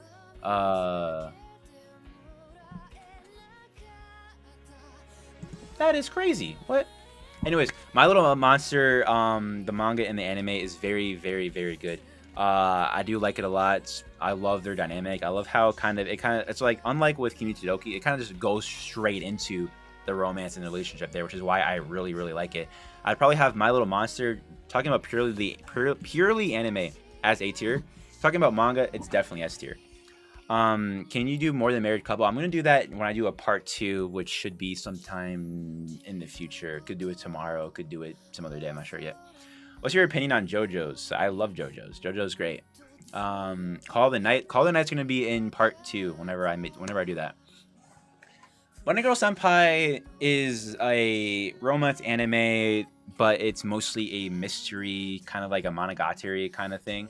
Bunny Girl Senpai is romance for like the first few episodes, and then it's more of a mystery with all the other girls, like a monogatari is. And then we see more of the romance in the sequel movie, and then we see it in season 2. People think that as soon as like there wasn't that much romance in season 2, but there was a lot of romance because they're a couple. We get to see them as a couple. We don't see most anime ships become a couple to begin with, especially not into adulthood. That's why I think I probably have Bunny Girl Senpai as an A. I like probably like here or something like that. Bunny Girl Senpai is very good when it comes to romance. I have it this high only because one, their dynamic is great. They work so well with each other. Like it's so good. It's the teasing boyfriend, and then the super mature. She has her own like business to attend to girlfriend, which I really love about them. I love how we get to see them become adults as well, from high school to college, and also like adult life, which I really like a lot. I'm excited for I think there's a sequel movie going on with that. However, I do love the relationship a lot. Clannad is S+ tier. We'll get a clannad when we get to clannad. My Dress Up Darling is absolutely a mid. You can have your opinions. Like, yeah, I know a lot of people who don't like My Dress Up Darling. That's fine. I didn't have Bunny Girl Senpai. I didn't love Bunny Girl Senpai. Like, I understand people who like it, but I personally don't really care about the characters. No, yeah, that's understandable. I also like rewatch. I watched Bunny Girl Senpai back in 2018 when it came out. I was like 17, 18 at the time, and I watched it whenever new things came out for the last 8 years now or whatnot. When the final movie or season comes out, I want to fully rewatch it again as an adult. However, I love season 1. Like when season 1 first came out, it was like one of my favorite things of that time. And also just I love their dynamic. I can see why people don't like it, but for me, I like it. Why is SAO here? SAO technically is a romance. There is romance when it comes to like the first part of it. When it comes to season 1, it's there. It's categorized as it. I added it because I wanted to talk about SAO as well. Alicization is BL. You can't tell me otherwise. No, for real. Funny enough, Reki Kawahara. I made a Sword Art Online video that I want to re-upload because I need to fix something about it. When I was doing my research for the video for Sword Art Online that I'm making, I found something that they said that Reki Kawahara, the creator of Sword Art Online, wants to make a Yuri, but doesn't know how to fully do it well, so he hasn't made it yet. So I found that so funny that he wants to do a Yuri, and that the closest thing he did was the Mother Rosario arc. Apparently, was his kind of take at it, but he didn't know how to fully commit to it. But he does want to make a Yuri eventually, which I find very funny. Real Life is B to A tier. Oh yeah. Real Life. Talking about Real Life now. That's why I said that. Real Life. When it comes to anime, the first season is A tier. It's low A. I probably have it like around here. Real Life season 1 is very, very good. Like how do I? It kind of like I don't know. I don't really know how to like fully like say this without spoiling a lot of stuff. Real life was season one is less of a romance and more of a character study. We see him come from a NEET to being like a functioning member of society through the real life program. And so season one, when it comes to the romance, actually, I probably have season one romance is like a probably like a low A, only because there isn't much in season one. However, I don't care what anyone says. The final three, the sequel OVA for Relive is dog shit. I don't care. It's so bad because they adapt like the last 180 chapters in 4 episodes. I don't understand how like that can happen. Like it just cuts out everything. Like real life manga is easily like one of my favorite romance manga of all time. It's easily S tier. However, like the anime, the sequel, like 3 or 4 episodes OVA that it had for real life was just so bad only because they skipped out on everything in the manga. They skipped out on like half of it, and that's why it pisses me off so much. I did like the real life first season is really good. Do not watch the sequel OVA. Oh my god, it just ruins everything. Just read the manga for real life. It's so good, and it's in color because it's a web manga. Just read it. I recommend that. Mother Zorio is absolutely amazing. It is. I love it a lot. It's probably it's like one of my favorite arcs in Sword Art Online. In all honesty. Quintessential Quintuplets and B is pain. Again, Quintessential Quintuplets is only that far down because the anime adaptation was bad. What anime is the second to last one that you haven't ranked yet? This one is Full Metal Panic. I'll get to that when I get to that one. Wait, I already have Dangers in My Heart here. Okay, let's move this away here. Sword Art Online, since we're talking about Sword Art Online now. The romance between Asuna and Kirito is really great. It's really beautiful.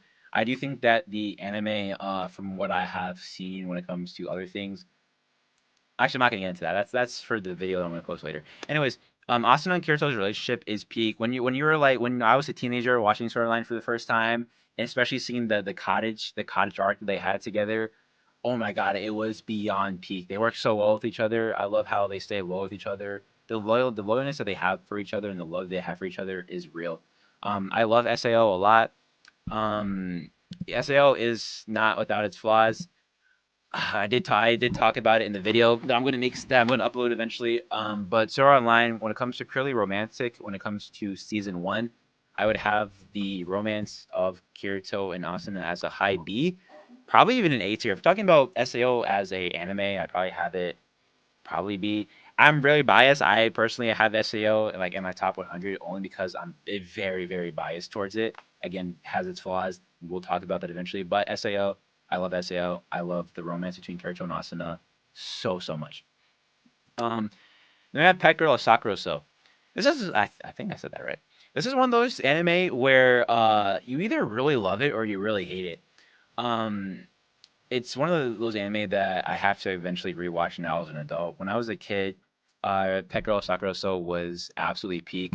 It's kind of like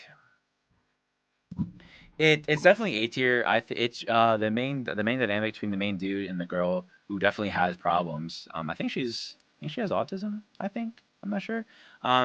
Is very good. I know a lot of people who don't like it for various reasons. However, it's a classic from 2012. I definitely have to rewatch it. I definitely rewatched Pet Girl Soccer Soul too. Exactly same. Because I think I watched it when I was like 16 years old. That's like 10 years ago, almost 10 years ago now. I definitely rewatch it again. But from the love and the memories that I have of this series is absolutely beautiful. There's so many good episodes, so many great moments in Pet Girl. It's really good. I definitely see why, especially the start of in episode one, can definitely throw a lot of people off. From what I've been told, but I think it should hold up. Don't quote me on that. Definitely, when I rewatch it, I'll get back to that. But I rewatched Pet Girl like 4 years ago, and I didn't really like it. Ooh, yeah, that makes sense. 16-year-old me ate it up. 16-year-old me loved it. Would 25-year-old me like it? I want to hope so. I would hope so. I do. It's one of those romance anime where it kind of like it doesn't fully adapt the light novel. However, it does adapt it well enough. I think. I do definitely like it. For that's why I'm gonna put it in A tier. Weathering with You. I should. Do I have your name on here? I don't. Weathering You romance is so good. It's so good. It's so good. It's definitely S tier for me. Um, Everyone knows about Weathering with You. It's one of my favorite movies of all time. In all honesty, there's just so much to love about Weathering with You. When it comes to a romance standpoint, I think it's also very good. I love seeing them together. I love seeing the development that we had towards the end. It was just peak. There's not really much to say about Weathering with You because if you watch it, you just know it was so good. The hotel scene at the end, and when they go back into the sky and they fall down, oh my god, that entire sequence was beautiful, and the ending was beautiful too. I like it. Wotakoi. Wotakoi is one of my favorite romance anime as well, and I say that about everything. I just love so much stuff. I probably should have put some like really bad anime here, in all honesty. Weathering with You is like one of my least favorite movies. Not gonna lie. What about it? Don't you like? I'm actually curious. I like very rarely see people who don't like Weathering with You. I love Weathering with You personally. I've rewatched it like 4 times. I also own the Blu-ray in the back there. Absolutely peak. I love any of his things. I always butcher his names like Shinkai something. All of his works are amazing. Anyways, back to Wotakoi. Wotakoi I love because I love otaku culture anime. I love anything nerdy. I love anything anime, especially when I talk about it in anime. I love again that it's a adult romance. I love the dynamic between not just the main couple but the side couple too. I have the anime also an S tier. I have the manga in high S tier, high S tier. The manga for Wotakoi is really good. If Wotakoi ever was to get a season 2 and season 3, there's arguments to make it for being like SS tier or whatever it is. Wotakoi is so good. Please read the manga if you like the anime. It's really really good. The only downside about Wotakoi is just the fact that it's not long enough. That's the only real issue. I got like 30 minutes into it, just found it boring, just like 5 centimeters per second. Ooh, man, that sucks. I love Wotakoi. I loved Weathering with You, and I love 5 centimeters per second. I love both of them. I can see why some people might find it boring. I love anime. I love his works, so I might be a little biased there, but I think it's I just love it personally. Wait, if you like a otaku culture anime, have you watched Genshiken? I'm not sure if you were here at the start, but I literally mentioned Genshiken like earlier in the stream. Like, hold up. Where is it? I have it here somewhere. Where is it? I forget where I put my stuff. Where is it? Where the hell did I put it? Am I blind? I have to be blind. I swear to God. Where is it? Where did I put it? Whoa, calm down.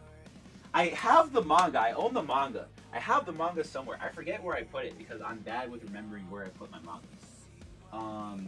Wait, is it at the bottom here? It is not. Anyways, I own the entire manga for Wotakoi, for Genshiken. I don't remember where I put it. Oh wait, it's right here. I'm blind.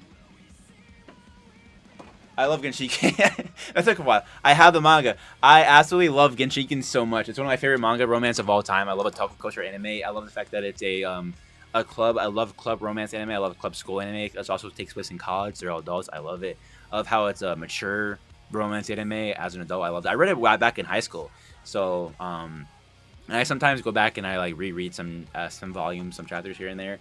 Absolutely peak. If anyone who hasn't seen Genshiken, watch the anime. The anime is good. I never finished the anime only because I like the manga. I like the manga a lot more, so I never felt a need to finish the anime. However, the manga for it is absolutely peak. Definitely read it. My username on TikTok is one of my favorite series. Ja? Wait, what? Wait, what do you mean by that? I'm sorry. Have you seen Amagi Brilliant Park? Actually, I talked about I had a Kyoto Animations tier list that I did yesterday with my friend Neto, where we talked about Amagi Brilliant Park. I absolutely love it a lot. I have seen it. TikTok username is Genshikins. Oh yeah, I can't see your username. All I see is your name as Ja. So I was so confused. That's awesome. I never met anyone else who loved Genshiken. That's crazy. I'm so glad that I met someone else who likes it, bro. That's so awesome. I love Genshiken. It's one of my favorite manga of all time. Can we do 2,000 different anime, or does it like include seasons, OVA, etc.? So when it comes to my 2,000 anime, I have watched almost 2,000 different anime. When it comes to sequels, I have watched well over 2,000. I don't count OVAs, but if we count OVAs, etc., I have probably watched over 3,000. However, I only count the movie. I only count when it comes to my 2,000. I count movies and TVs and like long form OVAs like Hellsing Ultimate, Legend of Galactic Heroes, that kind of stuff. I do have an AniList. AniList is the same as my username on TikTok, ashtonhwei. I have not fully finished it yet because I don't really add too much there because I kind of just watch stuff. Because I have my own list that I keep on spreadsheet. so I don't really feel a need to do it. I saw a clip of TikTok on TikTok, and I saw a clip of it on TikTok and watched it. It was so good. One of the better decisions. Yeah, it was really, yeah. I was so confused what you meant by that. Yeah, Amagi Brilliant Park is a very great comedy. I love it a lot. It's one of my favorites. It's one of my favorites for Kyoto Animations. It's like I forget. I think we put it B tier, like high B tier when we had our rankings for Kyoto Animations. I love it a lot. Yo, wait, you got the Eromanga Sensei opening playing. You're the bro. The only good thing about that anime is the opening, bro, and the ending as well. The ending's great. Dude, Claris is one of my favorite singers, girl groups in Japan. I love it so much. Eromanga Sensei, that was something for sure. Oh my god. Anyways, back on topic with Your Lie in April. Like, is everyone going to argue with it being an S tier? Your Lie in April is great. I love Your Lie in April. However, talking about anime, it's S tier. If we're talking about romance specifically in Your Lie in April, it's like low A, maybe even B. I'm sorry, because Your Lie in April is more. It's not real. It is a romance, but it's not so much of a romance that it is again a drama. Because it's like it is a. Actually, I might put it a little bit higher. Actually, I don't know. Like Your Lie in April is very good as an anime. If we're talking about anime by itself, it's S tier. If we're talking about purely just the romance and Your Lie in April, I have it as an A tier only because again, it's more about the drama of Your Lie in April with the main character, and then dealing with the main girl and her illness, and especially the ending. I cry every single time I read like the letter gets read. Oh my gosh, I cry. Romance and Your Lie in April is definitely A tier. Your Lie in April is mid. Damn, bro, that's crazy. April is overrated as hell, and I think it's most C. And honestly, that's valid. I can see you not liking it. People who don't usually like people who usually don't like Your Lie in April also don't like I Want You, Your Pancreas, because they're kind of like the same thing in all honesty. I need to rewatch Your Lie in April because last time I watched it was like back in 2020 when I rewatched it back in 2020 or like 2019 or something like that. I want to rewatch it again. I love Your Lie in April. I love it a lot. It's one of the first animes that I also watched too, so I might be a little bit biased when it comes to that. Your Lie in April is peak. Yes, I love Your Lie in April. My hot take is Your Lie in April's B tier. In every rewatch, it makes it worse. Low key. Oh, you actually love I Want Your Pancreas? That's crazy. Most people that I meet who hate Your Lie in April or just dislike it don't usually like I Want Your Pancreas. So that's kind of interesting for me. I can definitely see it for being B tier. I definitely have to rewatch it. I feel like if I was to rewatch it again, I would still probably have it S tier or A tier. I still like it a lot. But again, I'm biased. One of my first animes, I like it a lot. I cry at the ending. Same thing with Anohana. It's kind of like in the same tier for me. And I was going to say, I love Pancreas, but I dislike Your Lie in April. Damn, both of you? That's crazy. Anyone, like, you're the first two people I've ever met who dislikes Your Lie in April, but likes I Want Your Pancreas. That's crazy. Usually it's the other way around, or they dislike both of them. That's crazy. For me, I can definitely see arguments for for Your Lie in April being B tier when it comes to its romance, or even lower. I think I just personally like it a lot. Horimiya. Let me just quickly Oh my goodness. Let's talk about Horimiya. Horimiya, when it comes to the first season, is my Horimiya has been my favorite romance anime of all. Like, I haven't saying my favorite romance anime, but Horimiya is my #1 favorite romance. Like, it's my #1. I read Horimiya before I even started watching anime. Like, I've been on Horimiya. I love Horimiya so much. I wish Horimiya continued to go longer. I could have read 1,000 chapters of them just doing just random shit throughout the entire day, throughout their entire life, seeing them in college, getting them to be adults, getting married, having kids, and dying. I would have loved to see all of that, in all honesty. Make it as long as One Piece. I love Horimiya. I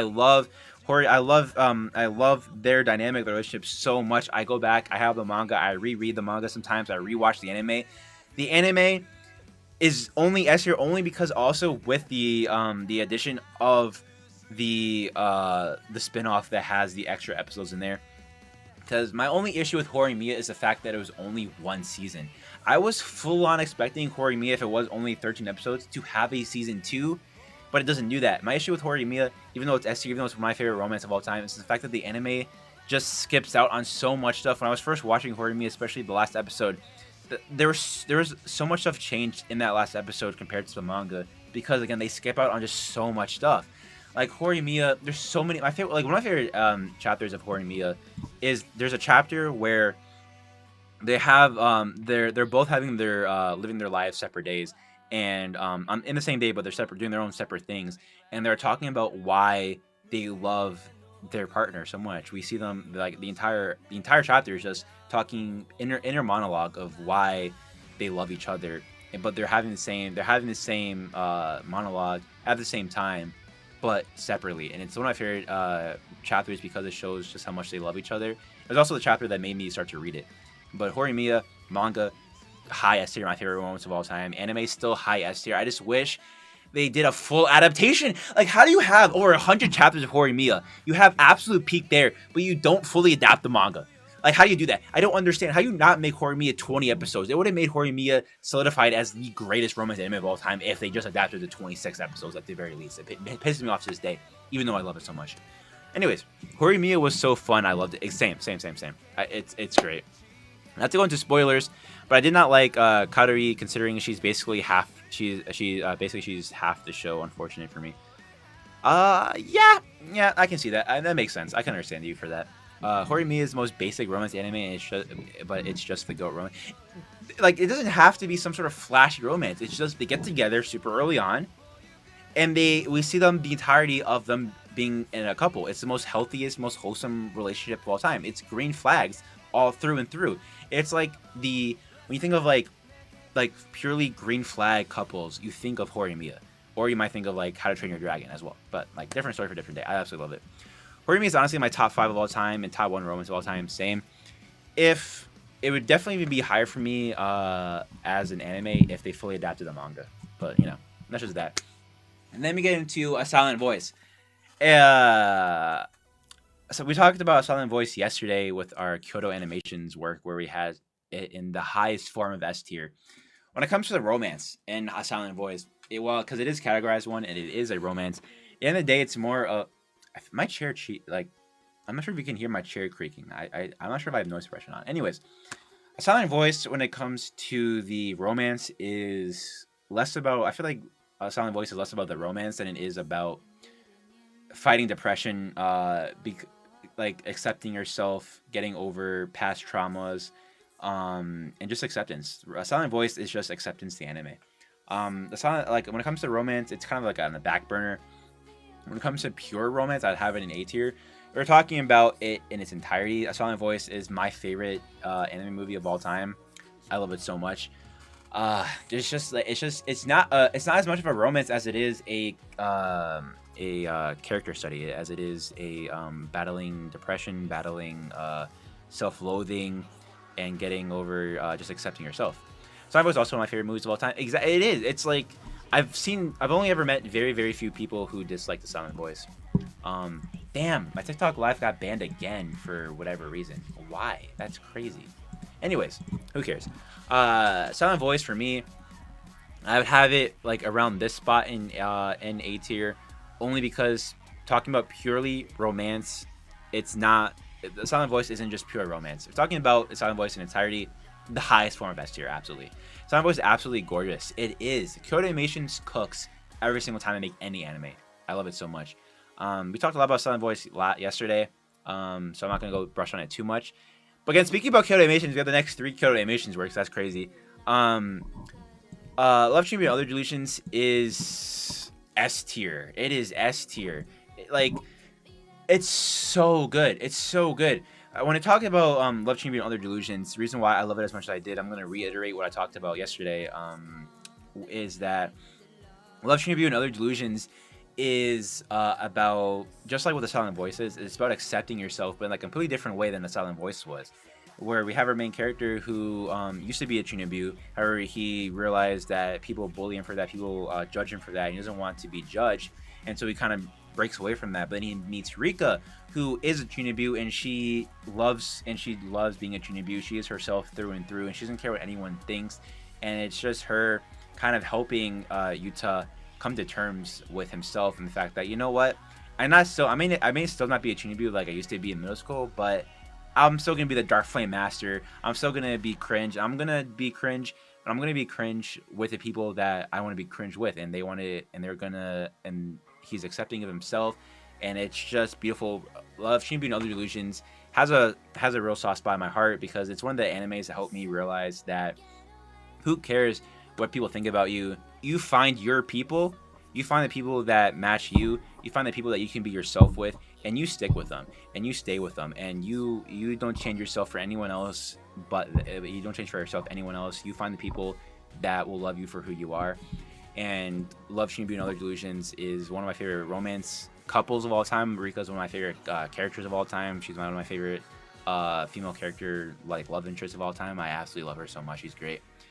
I still haven't gotten around to this one, and eventually maybe I don't know. Definitely watch it. The season 1, season 2 is great, and then the movie is so good. I really highly recommend watching it. It's on any streaming platforms, I think. It used to be on something. You can watch it on like any pirated site or whatnot, but it's so good. It looks so cute. Not something I'm dying to watch. Yeah, I understand that. Personally, I love Chunibyo and Other Delusions so much. I rewatch it all the time. I rewatch the episodes all the time. It's just pure peak. It's pure peak in my opinion. Okay, I'm not really high on Chunibyo as most people are. Most people that I know don't like Chunibyo and Other Delusions, or at least don't like it as much as I do. I personally love it so much for the reasons that I stated, and for so many other more reasons as well. It's like one of my comfort romance animes. It's my favorite couple in anime, in all honesty. I love them so much. Even though horimiya is my favorite romance of all time, Love Chunibyo and Other Delusions is my favorite couple of all time. So there is that. Being cringe is being free. Exactly. I love it. I love being myself. I love being cringe. I love doing stuff. Some people will judge you for whatever you want to do.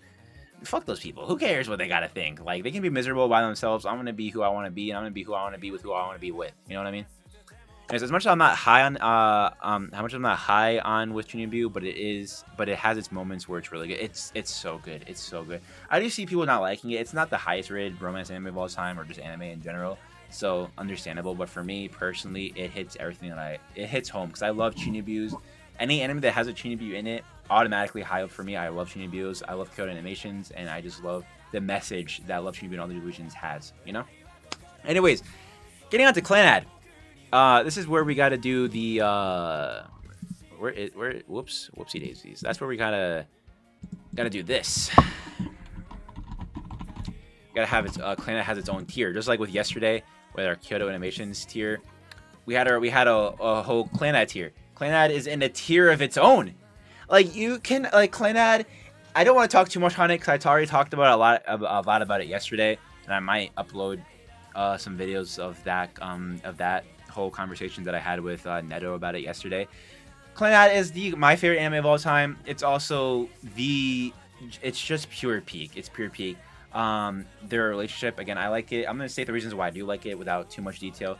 I like it because, one, we get to see them from high school to college. We get to see them have a kid. We get to see the ups and downs of adult romance, of real life romance. We get to see that it's not just all sunshine and rainbows. We get to see that it is sometimes sunshine and rainbows. I love clannad After Story for reasons that isn't romance, but I like it for reasons that I have stated already in the past. But to reiterate some of the things, I love my favorite episode, as most people's favorite episodes are, is episode 18 of clannad season 2. If you know clannad, you know what we're talking about. It doesn't have to be said. I'm not going to reiterate it right now. But clannad is the greatest romance anime and the greatest anime of all time. Yeah, dude, Echo, you know what you're talking about, bro. It's the greatest anime of all time, exactly. I could get this clannad for hours on end. That's what literally kind of like what I did with Neto yesterday, where we were talking about clannad. We were just going on and on and on about so many aspects of clannad.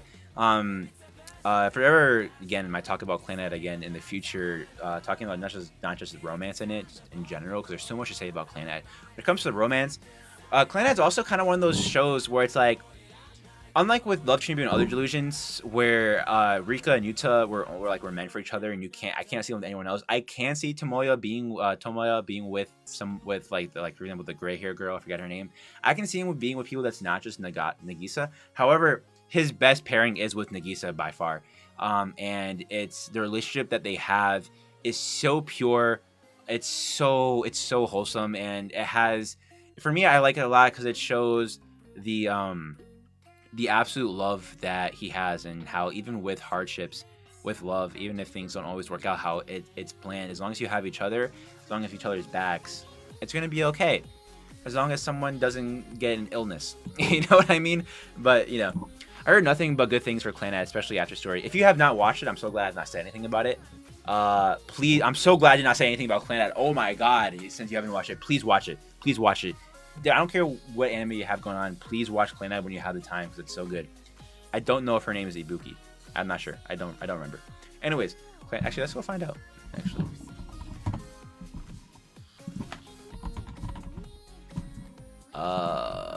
Clannad. Oh, Tomoyo. Her name is Tomoyo. Okay, that's what it is. I can see her being with. I can see him being with this girl. But yeah. Anyways, back to this. Next is Full Metal Panic. Full Metal Panic is technically not a romance. However, I added this for a very specific reason. Full Metal Panic Season 1 isn't a romance. The side story isn't a romance. However, Season 2 is a romance. I find it as much as a romance as like a Silent Voices, where we talked about this yesterday as well.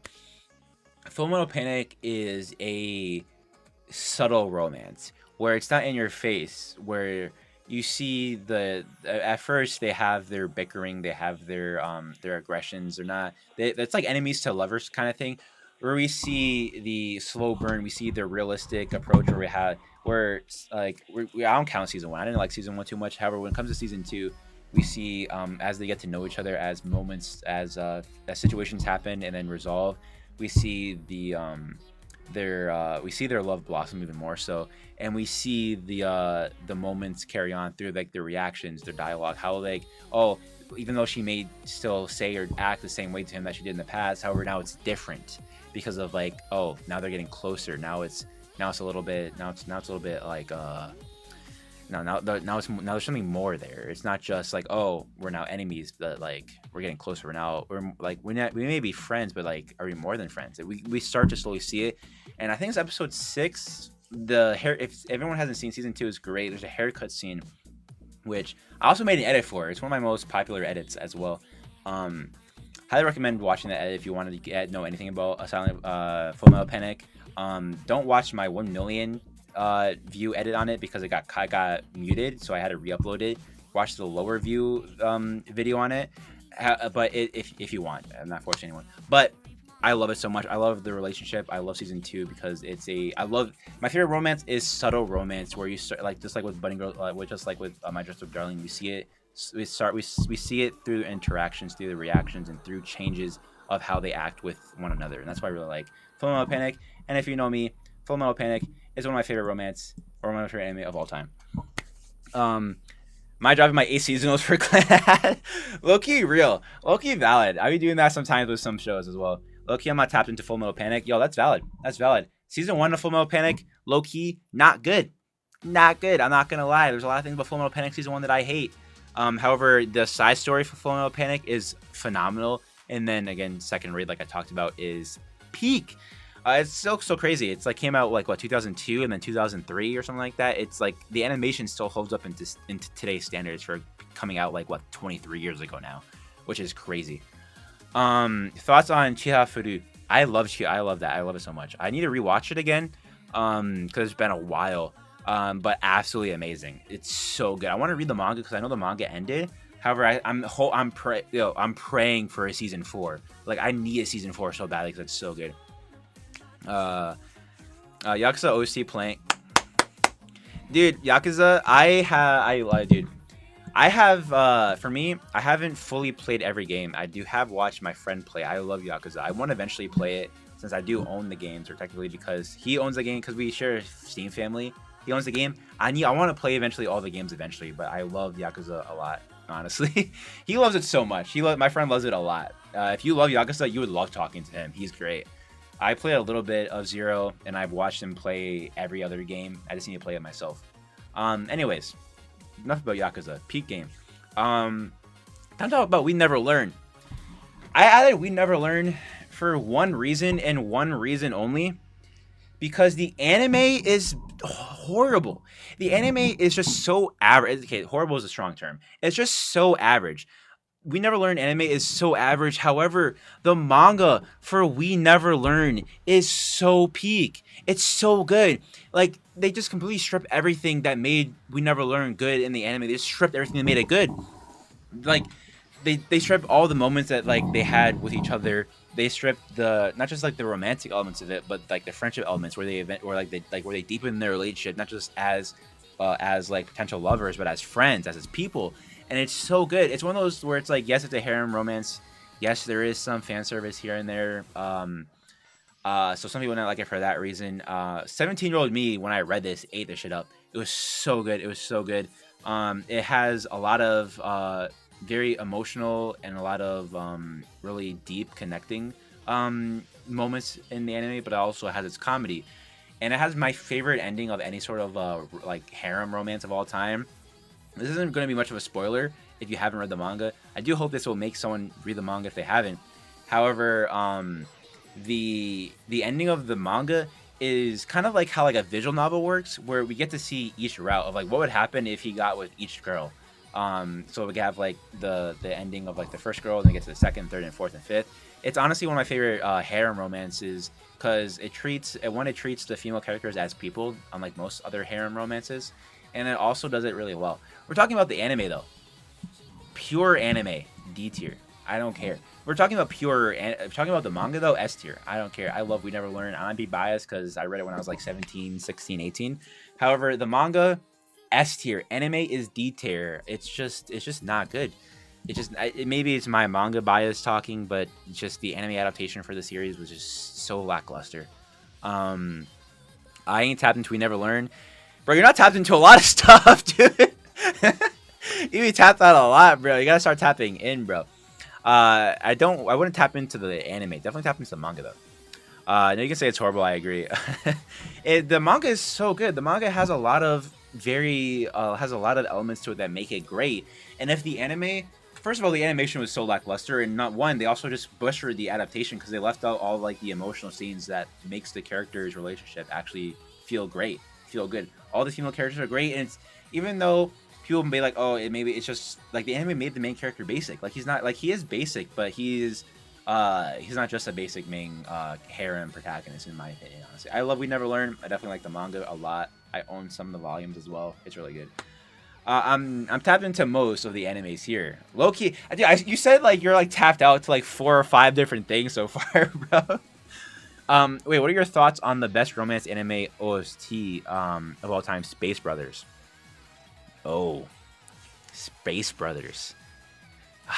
Space Brothers is something that I gotta talk about later. Well, let's look at Space Brothers real quick. I want to read the manga for Space Brothers.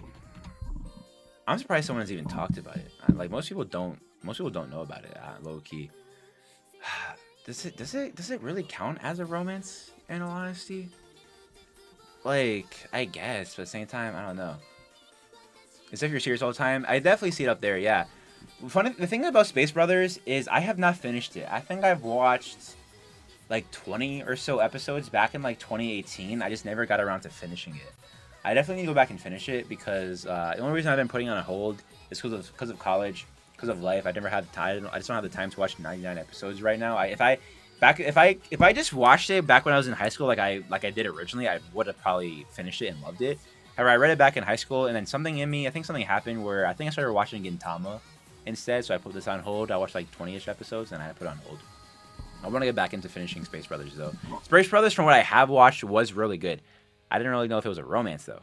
I have to get back into that. Maybe more in the manga. Maybe it is when I watch more episodes, but yeah. I definitely want to finish that eventually. And then that's it, actually. That's it. Okay, that's it. I had Danger in My Heart twice. I watched Space Brothers during a slump in my life, and it was actually so inspirational. It's also a space anime. I love space anime. Even though it's not necessarily a space anime, Insomniacs, because I guess they look at space, and Insomniacs after school was really good. I loved it a lot. I definitely I gotta get back into it once I have some things I want to finish first, but I'm definitely gonna put Space Brothers higher up on my plan to get back into list. Seven Underscore is actually a 10 out of 10. Yes, the anime for it is definitely. If I was to add this in here, it'd probably be like A tier, maybe high, maybe low S. The manga though, I've not finished the manga. I have read a lot of the manga though. The manga definitely S tier. Oh my god, I love Insomniacs After School. It's so good as well. But yeah, I definitely have to add Insomniacs to part 2 if I do that in the future. Hopefully next time when I do a live stream of a tier list, I don't get blacklisted again. I got blacklisted like an hour and a half, an hour and 10 minutes into the stream for whatever reason. I don't understand what I did, but okay, whatever. I'm gonna have to, hopefully next time I have to fix something about that. Anyways, Dangers in My Heart is top 10 7 anime for me. Dude, yeah, Dangers in My Heart is definitely a top 10 anime. I love it. It's on my top 10 to my top 10 romance animes of all time. It's in my top, I think, 25 anime of all time, or something like that. I don't know. I have to look back into it. I'm kind of redoing my top list anime right now, so I'm kind of reworking it right now.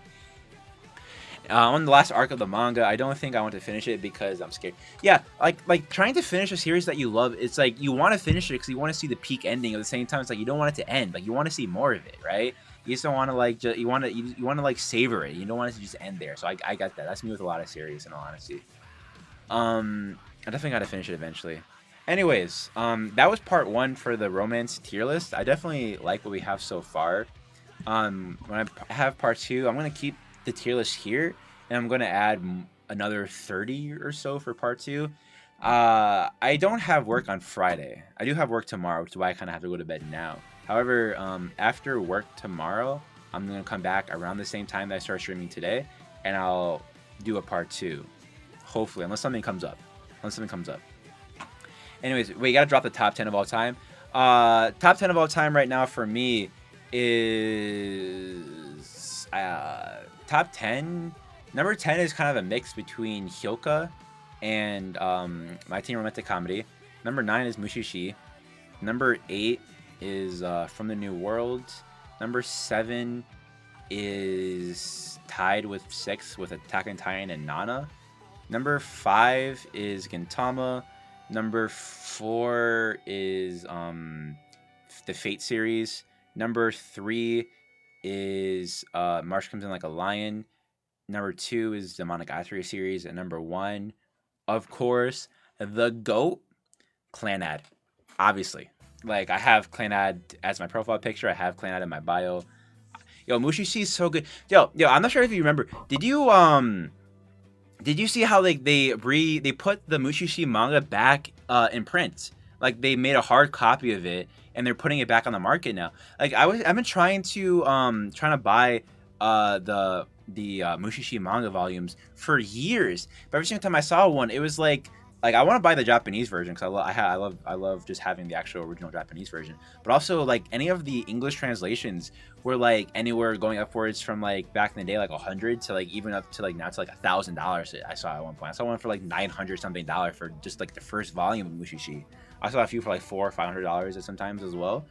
But and then I saw like the entire Japanese series for it as like $900 to $1,000. It was crazy. But now that it's finally back in print with hard copies, like I'm gonna start collecting it. Like I just have to. Like I want to read the manga. Like I read parts of it online, but like I kind of was like, you know what, this is one of the few mangas where it's like I kind of don't want to read online. I want to read the actual physical copy. So I kind of just stopped reading it, and I want to get back into reading the actual I read a lot of the manga, but I actually want to like finish it and reread it back with the actual volumes. Sangatsu, bro. You know Sangatsu too? Dude, March Comes Like a Lion is peak. I love season 2 so much, bro. It's so good. Yes, I used to check r/manga sale, and it was expensive since they were like just gone. Like they just weren't in print for whatever reason. Who knows why? Echo, your top 5 is clannad, my GOAT, 2 Quintessential Quintuplets, understandable. Mushoku Tensei, I have a lot of opinions of Mushoku Tensei, none of which people like. And then number 4, 86, peak. Number 5, Pocket Theory Diaries, very, very good. I love Mamao is one of my favorite characters. I love her so much. If you like Mushoku Tensei, do not check out my top 10 isekai, bro. I will like very quickly go over. I like Mushoku Tensei as a series. I think there's a lot of good on it. The world building is peak, animation is peak, writing is peak. Again, the issue is Rudius. Like the only issue, like people be like, oh, this is not about Rudius. My issue with Rudius isn't even the fact that he is a PDF. Like it's the fact that he didn't change from being a PDF. It's the fact that the world kind of rewards him for being a PDF. And it's also not just him. There's a lot of problematic relationships and characters in the show that I just don't like. Like, for example, like even just in the anime alone, we have like that one elf girl who has to like sleep around because of her curse, and then she gets with like a high schooler. You know what I mean? There's just like there's a lot of relationships in Mushoku Tensei that's just very problematic, that the world rewards them for that, or at least doesn't. It just at least doesn't punish it for them. It lets them go on, which is also one of the things that happens in Fruits Basket as well.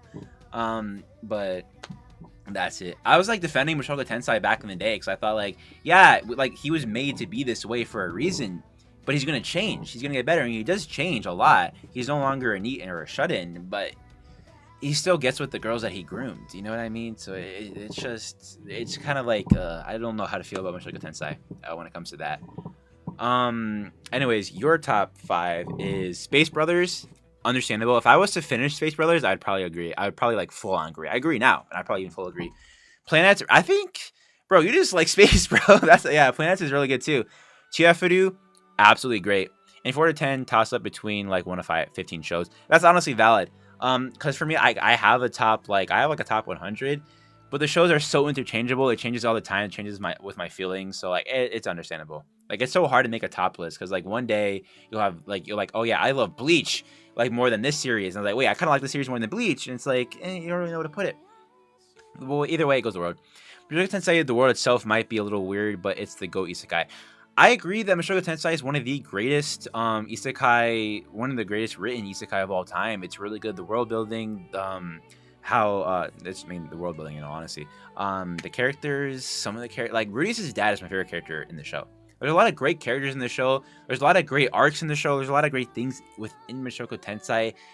It's just that Rudius and his tendencies and the fact that he doesn't change from being a PDF kind of like ruins it for a lot of people and myself. I don't really hate people or disagree with anyone who likes Mushoku Tensei. However, I disagree with people who don't dislike Rudius for those reasons, in all honesty. I think he could have been one of the greatest characters of all time again if like the author just made him not get with the little girls that he got with. That's just the case in point when it comes to that. And my stance will stay on Mushoku Tensei will probably never be on any of my top lists with isekai or just in anything because of that reason. I do think it has a lot of merits, but it has too many demerits.